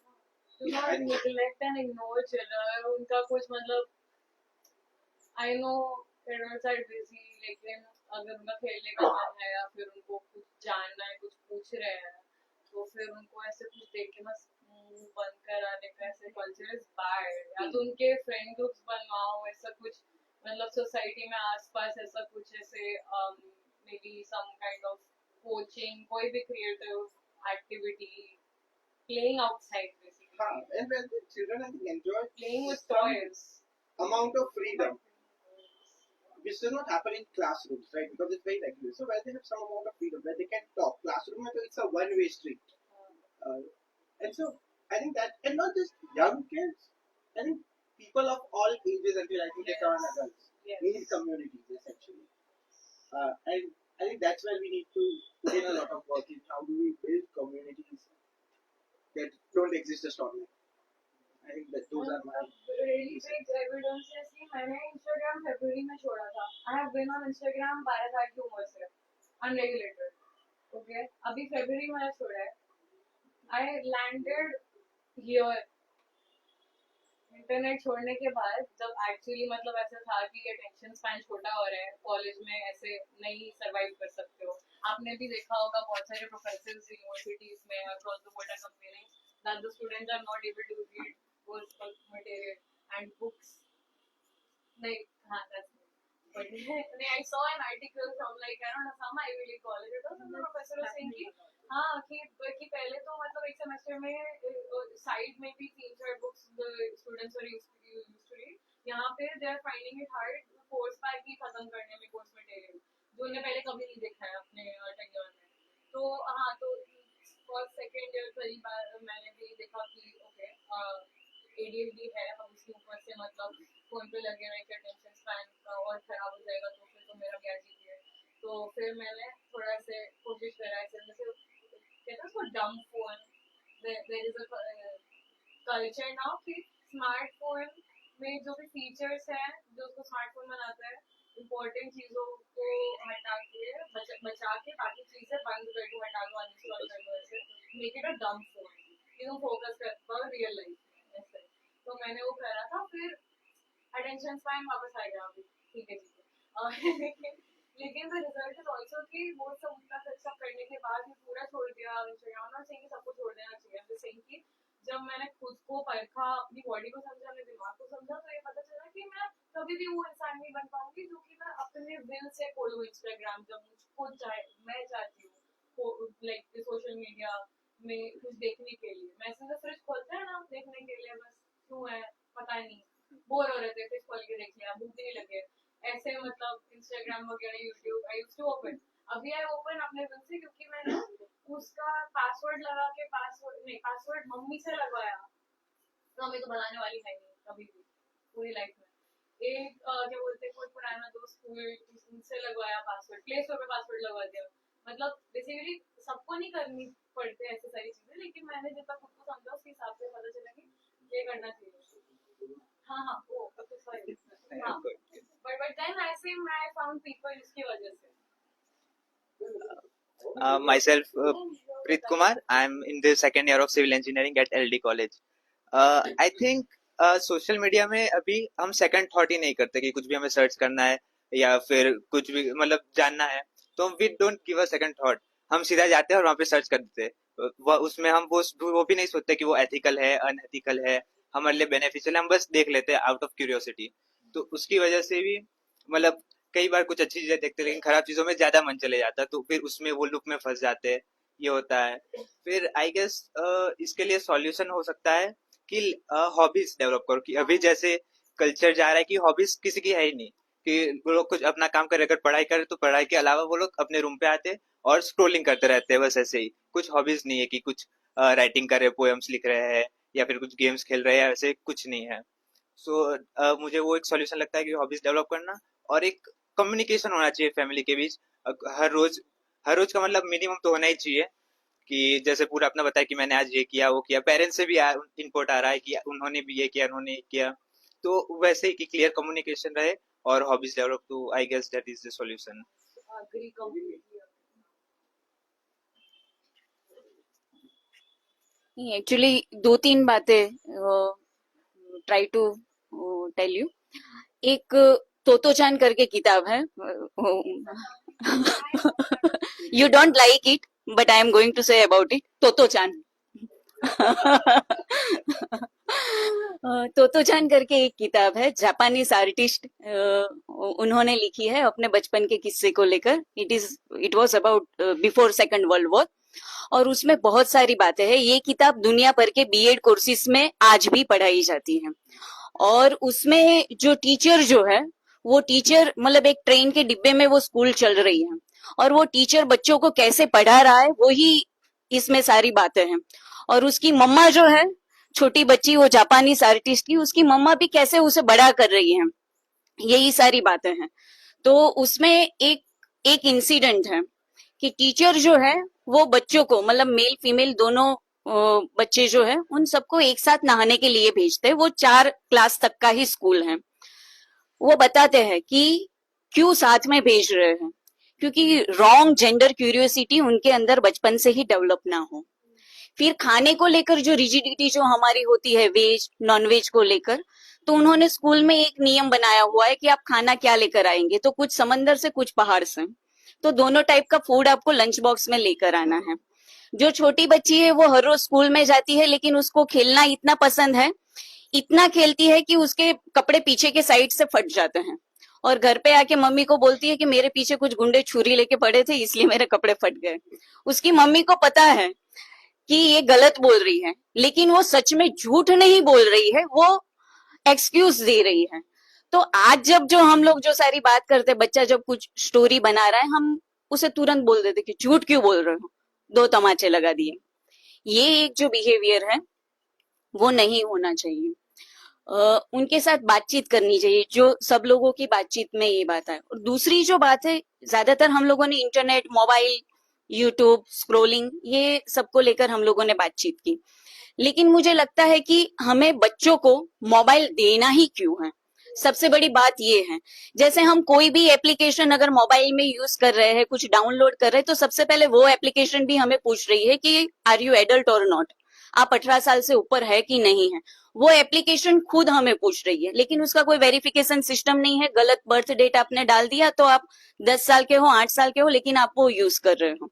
अब 5वीं class में पढ़ने वाले बच्चे को अगर आप MBBS का कोर्स दे देंगे तो नहीं पढ़ पाएगा। तो जो बच्चा 4थी क्लास में है, 5वीं क्लास में है, आपको हम उसे एडल्ट कंटेंट क्यों देना चाहते हैं? क्योंकि वो सच में एडल्ट, मतलब हर चीज पोर्नोग्राफी नहीं होती है, लेकिन पोर्नोग्राफी ना होते हुए भी कंटेंट एडल्ट हो सकता है। तो मोबाइल हमें बच्चों को क्यों देना है, ये सबसे बड़ा सवाल मुझे लगता है कि हम सब लोगों को सोचना चाहिए। उसके अल्टरनेटिव हो सकते हैं। जैसे एक इंसिडेंट बताऊं, 2 साल पहले मैं अपने फैमिली के बच्चों को लेकर एक जगह पे घूमने के लिए गई थी, और उनके पेरेंट्स का यही इंसिस्टेंस था कि ये मोबाइल एडिक्ट हो रहे हैं, इनको कहीं पे लेके जाओ, फाइनेंशियली वेल सेटल है, पैसे खर्च कर सकते हैं। हम 4 दिन के लिए गए, वो पूरा दिन इतना चलते रहते थे, रात को आने के बाद उनको मोबाइल हाथ में लेने की इच्छा ही नहीं हो रही, क्योंकि वो थक गए हैं, दे वर टोटली टायर्ड।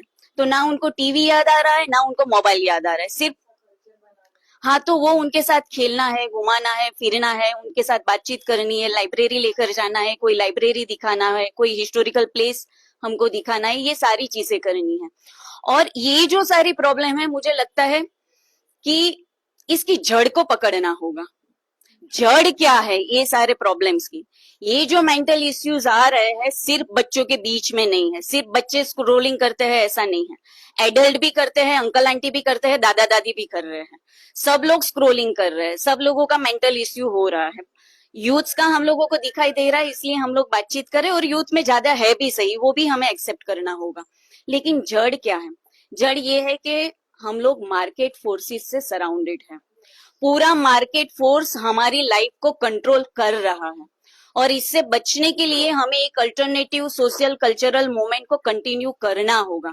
ऐसे अल्टरनेटिव हम लोगों को ढूंढने होंगे ताकि हम मार्केट फोर्स से गाइडेड ना हो। ये जो एजुकेशन की भी बात की कि टीचर के साथ बातचीत होती थी, स्कूल में पढ़ाई करते थे, खेलते थे, स्कूल सिलेबस भी ऐसा नहीं रहा। अहमदाबाद में तो बहुत सारी स्कूल ऐसी है जहाँ पे ग्राउंड ही नहीं है, तो कहाँ पे खेलेंगे? सोसाइटी की सारी जगह पार्किंग से भर गई है, सबके घर में कार आ गई, तो हम लोग कहाँ खेलेंगे? तो मुझे लगता है कि हमें बच्चों का कल्चरल सेंटर, उनका रिक्रिएशन सेंटर भी आने वाले दिनों में हम लोगों को शुरू करना होगा, जहाँ पे बच्चे आके बैठे, खेल पाए, बातचीत कर पाए।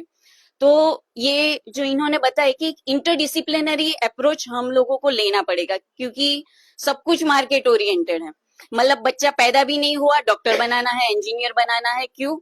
जैसे हम बच्चे नहीं रेस के घोड़े को पैदा कर रहे हैं, मतलब हर किसी को आगे भागना है, तो सब कुछ मार्केट फोर्स से गाइडेड है। तो मुझे लगता है कि जड़ ये है, मार्केट फोर्स को हम हटाए हमारी लाइफ से, हम कंज्यूमर ना बने, हम लोग इंसान बने, और एक अल्टरनेटिव सोशल कल्चरल मूवमेंट लंबे अरसे की लड़ाई है, लेकिन वो मुझे लगता है कि हमें डेफिनेटली करनी होगी। जैसे यहाँ पे हमारे जयेश भाई ने शुरू किया है, सामने की साइड में है, मतलब नर्मद मेघानी सांस्कृतिक केंद्र, हर सैटरडे को बच्चे मिलते हैं, क्या करते हैं? मतलब हम क्या उनको कुछ बढ़ा दे रहे हैं? कुछ ऐसा नहीं, आते हैं, मिलते हैं, खेलते हैं, कुछ गिरते भी है, संभलते भी है, सब कुछ होता है। तो मुझे लगता है कि ऐसे कल्चरल सेंटर हम हर मोहल्ले में, हर लोकेलिटीज में अगर हम लोग बना पाए, मुझे लगता है हम बच्चों को और अपने आप को भी, बच्चों को बचाना मतलब अपने आप को बचाना, और ऑब्जेक्टिव कंडीशन को बदलना। अगर ऑब्जेक्टिव कंडीशन को हम लोगों ने बदल दिया, जो हमारे आसपास है, मार्केट फोर्स है, कंपटीशन है, चीप कंपटीशन है, अगर एक हेल्दी सोसाइटी बनेगा तो एक हेल्दी इंसान भी बनेगा। तो मुझे लगता है कि हमारे आसपास जो ऑब्जेक्टिव कंडीशन जो हम लोगों को गाइड कर रही है, उसे चेंज करने की जरूरत है। कंज्यूमर नहीं, इंसान बनना है, और बच्चों के साथ बहुत ही केयरफुली, डेलिकेसी के साथ हम लोगों को डील करना है। मुझे लगता है कि मेंटल इश्यूज को हम लोग काफी हद तक सिर्फ बातचीत करने से भी हम लोग 50% तक उसे कर्टेल कर पाएंगे। तो मुझे लगता है उस डायरेक्शन में हमें सोचना चाहिए। वर्षा मैम जो है वो जेएनयू के प्रोफेसर हैं, उनके डिपार्टमेंट भी जेएनयू में है।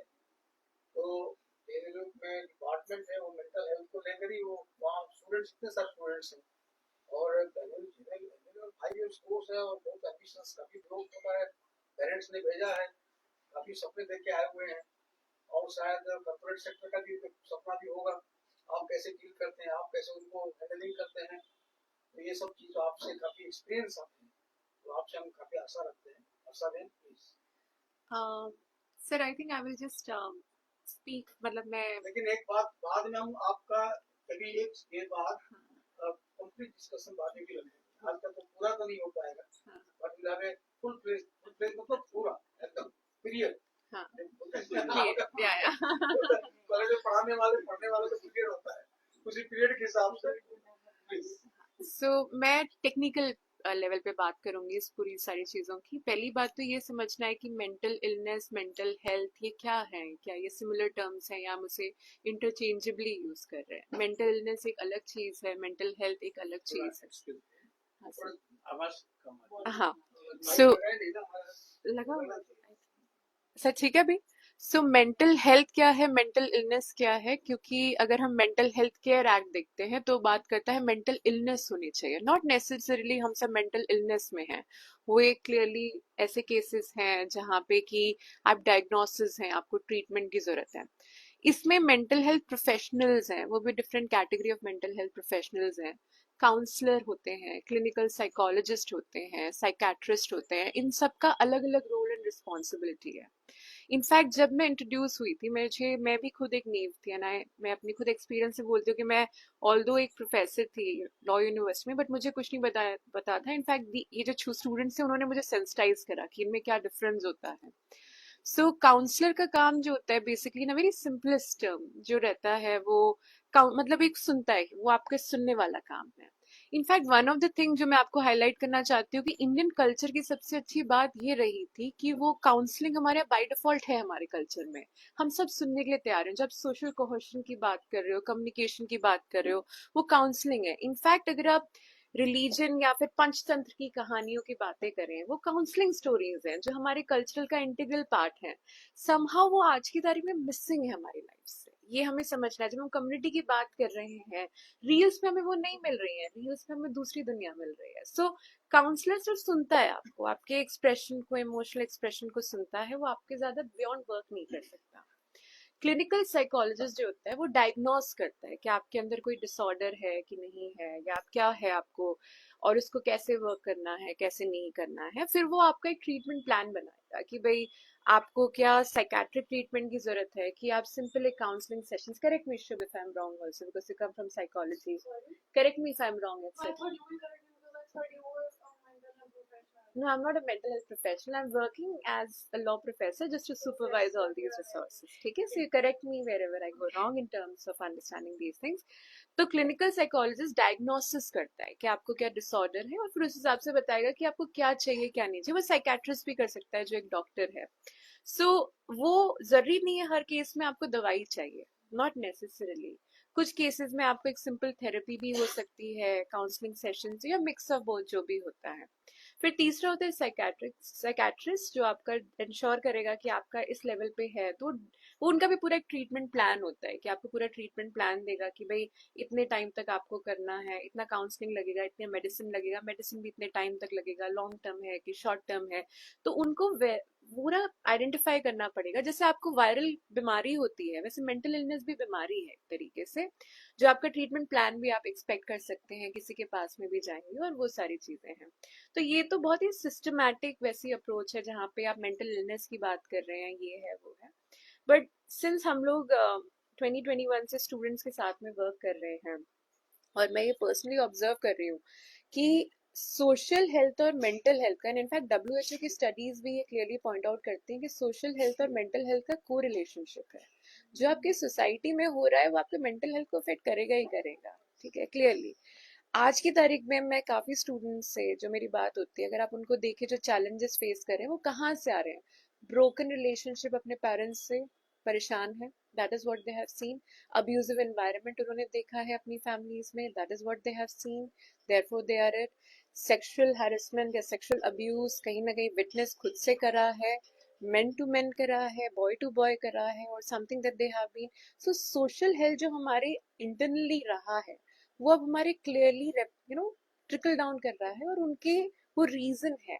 इनफैक्ट ये जनरेशन काफी हद तक आई वुड से कि ये ओपनली बात करने के लिए तैयार है। जो आप बोले ना ट्रेडिशनली घर की बातें घर में रख दी जाती थी, अभी एटलीस्ट ये जनरेशन ओपनली बात करने को तैयार है कि आई am not okay with it, मुझे समझ में नहीं आ रहा, वर्ल्ड व्यू नहीं है। सो कहीं ना कहीं जब हम बोल रहे हैं कि पेरेंट्स को कंट्रोल करना चाहिए, बात ये है कि पेरेंट्स क्या खुद कंट्रोल्ड है कि वो क्या देख रहे हैं। इंटरनेट जो है एडिक्शन, आप जो बोल रहे मार्केटिंग स्ट्रैटेजी, वो एडिक्शन पे वर्क करती है, वो डोपामाइन इफेक्ट पे वर्क करती है, वो स्ट्रैटेजिक होती है। वो इंटरनेट से पहले भी थी, जब आपको नज देते थे, मैमवुड से नज की थ्योरीज होती है, वहां पे आपको दिया जाता है पॉपकॉर्न कौन सा लेंगे, बड़ा लेंगे कि छोटा लेंगे, कौन सा चूज करेंगे। गेमिंग जब आपका एल्गोरिथम होता है उसमें आपको उसी हिसाब से सोचा जाता है कि गेमिंग में रिवॉर्ड आपको कब मिलेंगे, कितने टाइम पे रिवॉर्ड मिलने चाहिए।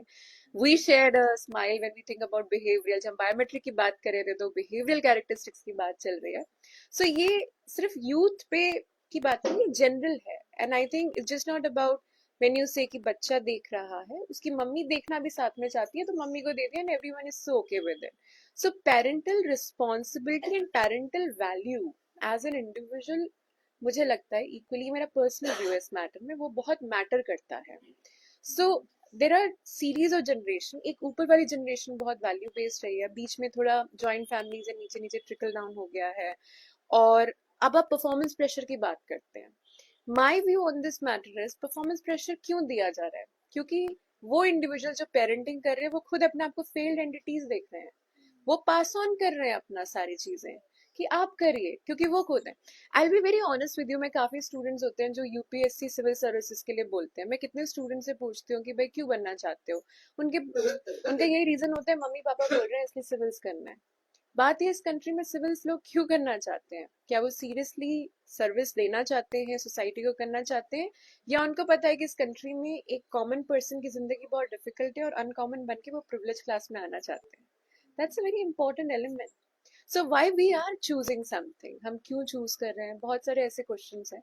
तो social health, social condition, as she was rightly saying and I agree with her, इसको हम आइसोलेटेड वे में यूथ पर लेवल पे अनलेस ये पूरे एक स्ट्रक्चर में हम नहीं देखेंगे तो ये ट्रिकल डाउन करेगा ही, और आने वाली जनरेशन उससे इम्पैक्ट होंगी ही होंगी, उसमें कोई दो राय नहीं है यहाँ पे।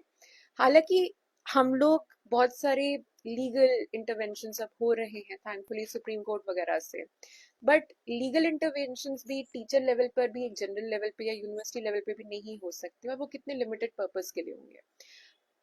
काफी स्टूडेंट्स आते हैं, मुझे जो प्रॉब्लम लगता है, बोलते हैं एंजाइटी हो रही है हमें।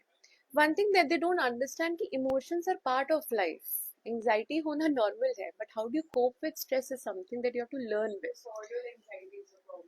सो एजुकेशन हमारी जो है वो फेल है कहीं ना कहीं, एज अ फेलियर, बिकॉज उसने हमको पढ़ा तो दिया हिस्ट्री वगैरह, बट हमें इमोशनल ट्रेनिंग देना, हमें इंटेलेक्चुअल ट्रेनिंग देना with respect to these things, वो हमें कौन सिखा रहा है। is that integral part of the education that we are gaining in the whole system, चाहे वो स्कूल एजुकेशन हो, चाहे वो यूनिवर्सिटी एजुकेशन हो। पहले वो घर घर की कहानियों में शायद बाय डिफॉल्ट हो जाती थी टू एन एक्सटेंट, बट अभी वो नहीं ही हो रही है, टाइम भी नहीं है लोगों के पास में। व्हेन यू से कि पेरेंट्स जो है वो नहीं है, सो टाइम एलिमेंट कम होता जा रहा है। We are living a very fast pace, like market forces में आपके पास टाइम ही कितना बच रहा है, सुबह से लेकर शाम तक आप बैठे हैं। So how much you can invest in these like emotional training. So in education system मेरा ये व्यू है कि आपको ट्रेन करना पड़ेगा, इमोशनल डिसिप्लिन सिखाना भी, इमोशनल बैलेंस सिखाना भी, intellectual balance towards emotional balance. this also requires a systemic training in the whole model. उसके डिफरेंट डिफरेंट फैसेट्स हो सकते हैं, जैसे हम बात कर रहे हैं कम्युनिटी लेवल पर हो, इंस्टीट्यूशनल लेवल पर हो, या लीगल मेजर्स लेवल पर हो. So that is required because our education system is just about like putting up papers, degree दे दो, थर्मोमीटर्स की डिग्री की तरह आपका भी तापमान है, that's how it goes across. So वो एक वर्क करना है हमको, that's my sense of the matter is. So I agree with all the points that everyone has made, but as I said, it cannot be just one part of it. Society has to be looked holistically. And secondly, one has to also see from the fact कि हम Western ideas और indigenous ideas को कितना differentiate कर रहे हैं. Are we really borrowing those ideas? They are different as a society. We had been at a different timeline in the society altogether. हमारा क्या level है, क्या नहीं है, क्या वो researches हमें corroborate अभी वहाँ पे कर रही हैं, हमारी क्या conditioning है, वो भी एक अलग level का है. And I don't know अगर आपने रिसर्च करा हो कि वो कितनी इंडियन रिसर्चर्स जो हैं, to best of my knowledge अभी तक मुझे पता, जो रिसेंट रिसर्च आई थी कि एवरेज यूथ जो है वो 5 to 6 आवर्स रील पे बिता रहा है. That's how it goes. तो इतना ज्यादा हमारा कंजम्पशन हो गया है इन सबका. So market force would definitely want to make us addictive, उसमें कोई दो राय नहीं. कौन कब उन्होंने नहीं करा, they would do it. But then it's just not about parent. आपने बोला कि पेरेंट बोले कि नहीं यूज करो, the child would say this, but उसके friend group का उसको pressure होगा, वो हमेशा rebel करेगा अपने parents से.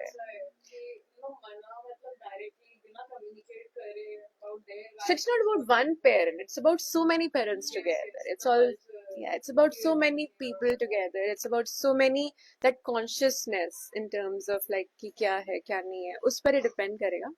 And I think there's a way forward to see how things go across. And I think generation वाली बात है. इनफैक्ट ये वाली जनरेशन बहुत ज्यादा वैल्यू सिस्टम को प्रोटेक्ट करना चाहती है. दैट्स माय सेंस, ये मेरा बिलीफ है.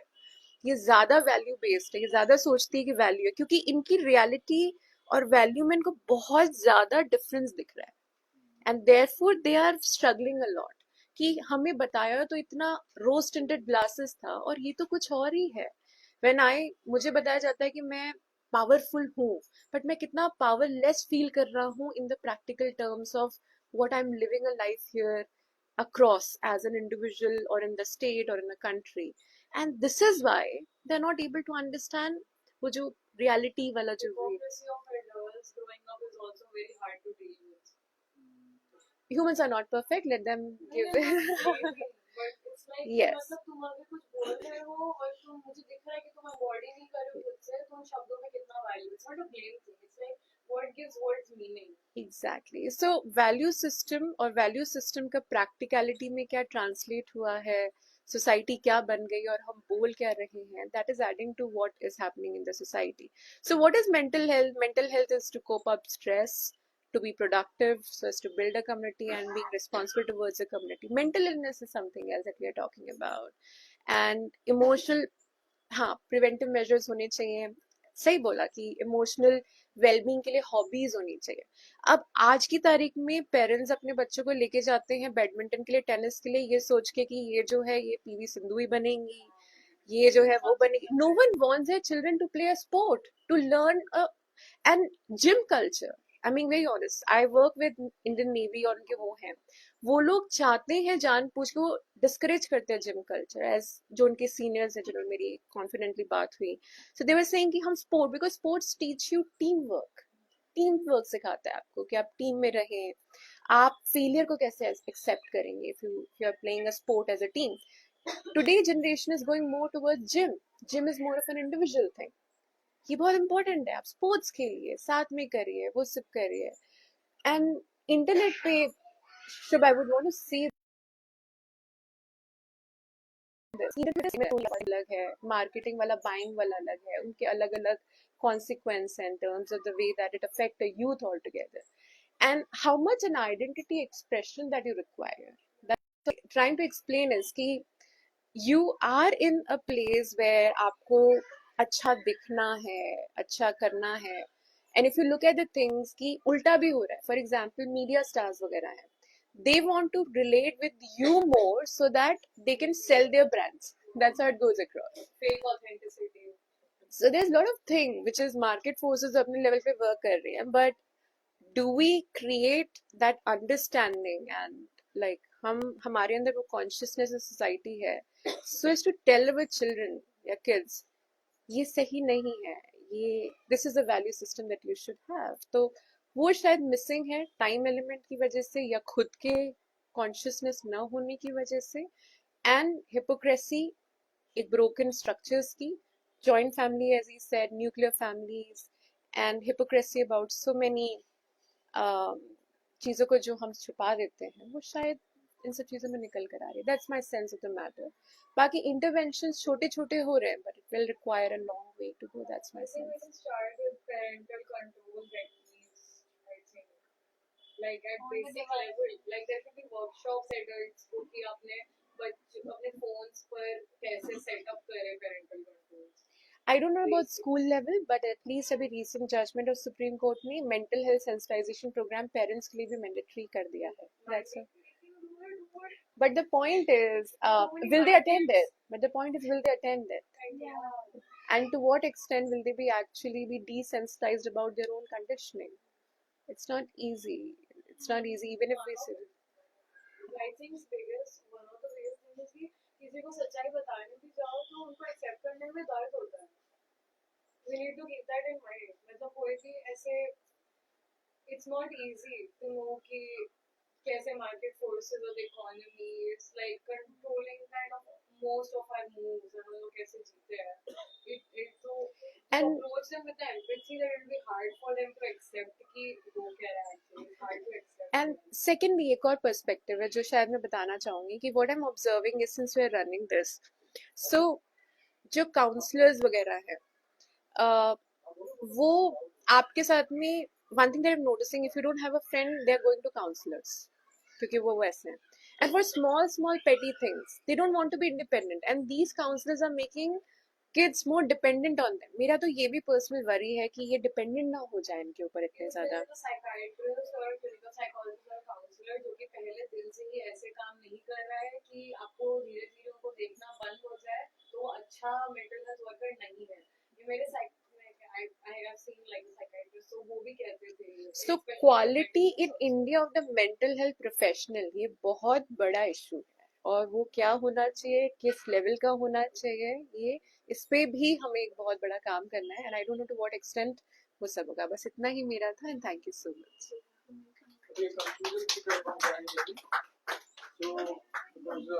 इट इज ए डिस्कशन तो बहुत लंबा हो सकता है पर्सन टू पर्सन, और बहुत लोग आज रह जाएंगे, नहीं बोल पाएंगे. नेक्स्ट टाइम हम करेंगे. अब तो मैं ही बोलूंगा थोड़ा 2-3 मिनट मैं ही रह गया हूँ. एक्चुअली बात जो है कि ये एक बात है जो उन्होंने हर्षा ने जो बताया, वैल्यू सिस्टम की जो बात है. एक्चुअली इंटरनेट का इतना ब्लॉक हुआ है, लेकिन हम सोसाइटी से आते हैं, गांव से आते हैं, कास्ट से आते हैं, कम्युनिटी से आते हैं, रिलीजन बैकग्राउंड से आते हैं, गीता से आते हैं, कुरान से आते हैं, बाइबल से आते हैं. हमारा वैल्यू सिस्टम जो है बिल्कुल अलग ही है. और ये टेक्नोलॉजिकल डेवलपमेंट इतना हुआ है, और साथ ही साथ जो टेक्नोलॉजिकल डेवलपमेंट हुआ है, लेकिन थिंकिंग पैटर्न में घर में कास्ट है, घर में रिलीजन है, और फंडामेंटल फैक्टर्स है, और ये पूरा का पूरा भरा हुआ है. और 2000 और यहाँ राइट भी होते हैं. राइट में उस टाइम घर में वही बात होता रहता है. आप जितना भी टेक्नोलॉजिकल पल्प साइंस बोलो या रियल साइंस बोलो, जितना भी बोलो, वहां सेकुलरिज्म या डेमोक्रेटाइजेशन या रेनेसां ये कल्चरल फैक्टर आप काम करता नहीं है. तो this family itself is a typical existence of casteist, communal, sectarian and biblical, feudal and superstitious type of भूत प्रेत तक भी वहां जिंदा है. तो वहां साइंटिफिक टेम्परामेंट ही काम नहीं करता है, और उस जगह पर कमोडिफिकेशन काम करेगा, मार्केट फोर्स काम करेगा. क्रिकेट में डालूंगा तो ये पैसा कमाएगा, तो पढ़ना वढ़ना जरूरत नहीं है, अभी छोड़ो, पढ़ना छोड़ दो, जाओ क्रिकेट खेलो. ये सब हो रहा है. आई थिंक एनफ डिस्कशंस हो चुके हैं, मुझे इसमें जाना नहीं है. एक बात मुझे जो कंसर्न लगा, जो मैं बोलूंगा उसको हमारे सुख को बोलूंगा कि न्यूज़पेपर नहीं पढ़ने से you will be detached. News देखना, न्यूज़पेपर पढ़ना इज वेरी इंपॉर्टेंट. मानो आज न्यूयॉर्क में हो गया, ये लेके बहुत जुबिलिएशन चल रहा है. ये जुबिलिएशन कितना दिन चलेगा मुझे मालूम नहीं. और कुछ न्यूयॉर्क जो उनका काफी सप्लीमेंट्स होता है, वहां तो हैमर सिकल भी लगा दिया. और रेड को रिवर्स कर दिया और इसका रेड एप्पल बोल दिया। तो ये जो बात है कि बहुत बड़ा विक्ट्री हो गया या सेलिब्रेशन जो है पैलेस्टाइन को आंसर रही है, बहुत लोग बहुत कुछ बोल रहे हैं। तो ये जो बात है डेमोक्रेटिक और रिपब्लिकन का जो संघर्ष में, जो बिहार इलेक्शन का जो बात है, फिर वही भी बात होगी, नीतीश का हार हुआ है, इसका जीत हो गया है, तो ये पॉलिटिकल भी चलता है। लेकिन बात में एक इंडिविजुअल लेवल पे जो आदमी अपने, ये तो सोशल लेवल में चलता है, आपको पेपर में चलेगा क्या हो रहा है, लेकिन आदमी जब अपने सिक्लूजन में रहता है, अपने आप ही रहता है, प्यार करता है किसी से, वो प्यार मिलता नहीं है। आपको देवदास नहीं मिलेगा, शरद बाबू का देवदास नहीं मिलेगा। देवदास होने के लिए जो चाहिए, यू वोंट गेट देवदास। एक निष्ठता जो कहते हैं, दैट एकाग्रता जो कहते हैं, that you won't find, you don't find that Laila Majnu, that old time of the Omar Khayyam. आपको नहीं मिलेगा, पोएट्री में जो है वो नहीं मिलेगा आपको।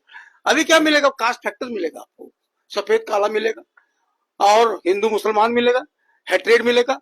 मुझे भी अगर if I come to some identity factors के मैं पीड़ित हूँ, वो मैं घर में because I come from this identity, तो इसीलिए मुझे ऐसा मेरा जो बॉस है इस ब्राह्मीण कम्युनिटी, इसलिए मुझे बिहेव कर रहे हैं, मुझे कम मार दिया, तो अब मैं अंदर अंदर खत्म होते जाऊंगा, फिर बाद में लटकता रहूंगा हॉस्टल्स में। आई विल कमिट सुसाइड, मैं कम्युनिकेट नहीं करूंगा क्योंकि घर से बाहर है। बच्चे, माँ बाप तो भेज देते बच्चों को बड़े एक्सेलेंट स्कूल में, कॉलेज में, सेंट्रल स्कूल में, एनडीए में भेज देंगे। बात बच्चे क्या हो रहा है नहीं हो रहा है वो तो बात नहीं, फिर अपने क्लब में या अपने चौराहे पर बोलेंगे मेरा लड़का कन्वेंट में पढ़ रहा है, मेरा लड़की एनडीए में है, मेरा वहां पढ़ रहा है, या आईआईटी पढ़ रहा है, बॉम्बे में है या अमेरिका में है। So this is matter of pride like a businessman. ये जो प्लेसिंग हो रहा है, ये सारे चीज को खतरनाक की तरह से हमारे जीवन में इसको असर पड़ रहा है। तो इसीलिए काफी चीज को आया हुआ है, हम सारे चीज को डिस्कस, तो एक ट्रिगर द माइंड। आज का डिस्कशन जो हुआ है, थैंक यू वेरी मच, आप एक ने ट्रिगर किया है इसको। अपने वो क्या बोलते हैं ना, वो सांप है ना, इसको पूछ को पकड़ा है, तो सांप जो है यहाँ मारेगा, वहां मारेगा, वहां मारेगा, वहां मारेगा, तो ये जब तक वहां मारते मारते जहर खत्म नहीं हो जाएगा तब तक हम डिस्कस करेंगे हम लोग। So you will be discussing all aspects, young generation, students, बूढ़ों का, मजदूरों का, माइनॉरिटी कम्युनिटीज का, कास्ट जो मार्जिनलाइज कास्ट जो है उनका, औरतों का, खासकर औरतों का जो साइकोलॉजिकल ट्रॉमा जो है। अब पार्टीजन का जो बारे में जो है, आप पार्टीजन को लेकर अभी तक भी खत्म नहीं हुआ है। पार्टीजन का पॉलिटिक्स अभी भी चल रहा है, उसकी वोट बैंक का पॉलिटिक्स भी चल रहा है। तो ये ट्रॉमा तो हर जगह में है, जहां देखोगे ट्रॉमा है। ये हमारे यहाँ जो है ना, यहाँ पटेलों का बास है, आगे और किसी कास्ट का बास है, आगे जाओगे तो जुआपुरा है, सरखेज है, आगे कहीं जाओगे तो और किस कास्ट का फैक्टर है। ये all these things are there, ये सब ट्रॉमेटिक ही है। आप अगर किसी गलती से अगर हाई कास्ट लड़की को प्यार कर लिया तो गुनाह कर लिया आपने, आप खुद मरेंगे, आप विल बी किल्ड, आपको जला के मार दिया जाएगा। ये ट्रॉमा भी है। भागेंगे कहाँ, भाग के भी अमेरिका में आप जिंदा नहीं रह पाएंगे, वहां भी ट्रॉमा है। वो ब्लैक और व्हाइट का भी है। रेस्पेक्टेबल प्रोस्टिट्यूट में जहां पर शर्त लिखे हुए हैं, the white man, the black can not love a white woman. ये जहां पर शर्त रॉट इन रेस्पेक्टेबल प्रोस्टिट्यूट 1948। ये ट्रॉमा, वो जो ट्रॉमा जो है, ये ट्रॉमा तो हर जगह में होता है, और ट्रॉमा का साइकोलॉजिकल फैक्टर होता है, वो खुद बोलना बंद कर देता है। तो ये जो फैक्टर्स है, बहुत सारे इसके डायमेंशन है। सॉरी आज सब लोग बोल नहीं पाए, और हमने फिर अपॉर्चुनिटी टाइम स्टूडेंट जब सब वापिस आ जाएंगे, और ये बात हम मेरी इच्छा है हर्षा बहन और बाकी सभी नरेता बहन, आप लोगों की मदद से, आप लोग की मदद से मुझे लगता है कि कैन वी एग्जैक्टली ये जो बहुत बड़ा फैक्टर्स है खासकर के स्टूडेंट्स एंड यूथ के बीच में, क्या हम एक एजेंसी बन सकते हैं। एजेंसी का तो कहना, इसलिए कहना चाहता हूँ ये वार्ड के लिए, लेकिन हम क्या ऐसा फोर्स बन सकते हैं कि ये ट्रॉमा से निकालने के लिए, ये जो मेंटल हेल्थ को एक हेल्दी करने के लिए, क्या हम एक फोर्स बन के कैंपेन के लेवल पे क्या हम जा सकते हैं क्या। मुझे if you can have a humble beginning out of the discussion करने के बाद, कल डिस्कशन कर लिया, समुद्र मंथन किया, अमृत तो निकलेगा, बात ज्यादा करेंगे तो जहर निकलेगा। तो जब तक अमृत निकलता नहीं है तब तो मंथन तो करें, और स्टूडेंट के पास जाए, हॉस्टल्स में जाए, इंस्टीट्यूशन में जाए, मोहल्ले में जाए, बातचीत करे। It is long process. So I have my own responsibility toward the society. मैं अपना सोसाइटी में, अपनी हॉस्टल्स में, अपने इंस्टीट्यूशंस में, अपनी फैकल्टी में, अपनी कॉमन रूम में आई प्ले माई रोल, और जहां मैं रहता हूं वहां मैं अपनी को वहां रोल अदा करूं। ये डिस्कशन का मकसद यही है। It is not a simple academic, हमारे यहाँ एकेडमिक डिस्कशन नहीं होता है, इट इज सोशल पर्पस भी होता है। तो सोशल जो पर्पस होता है,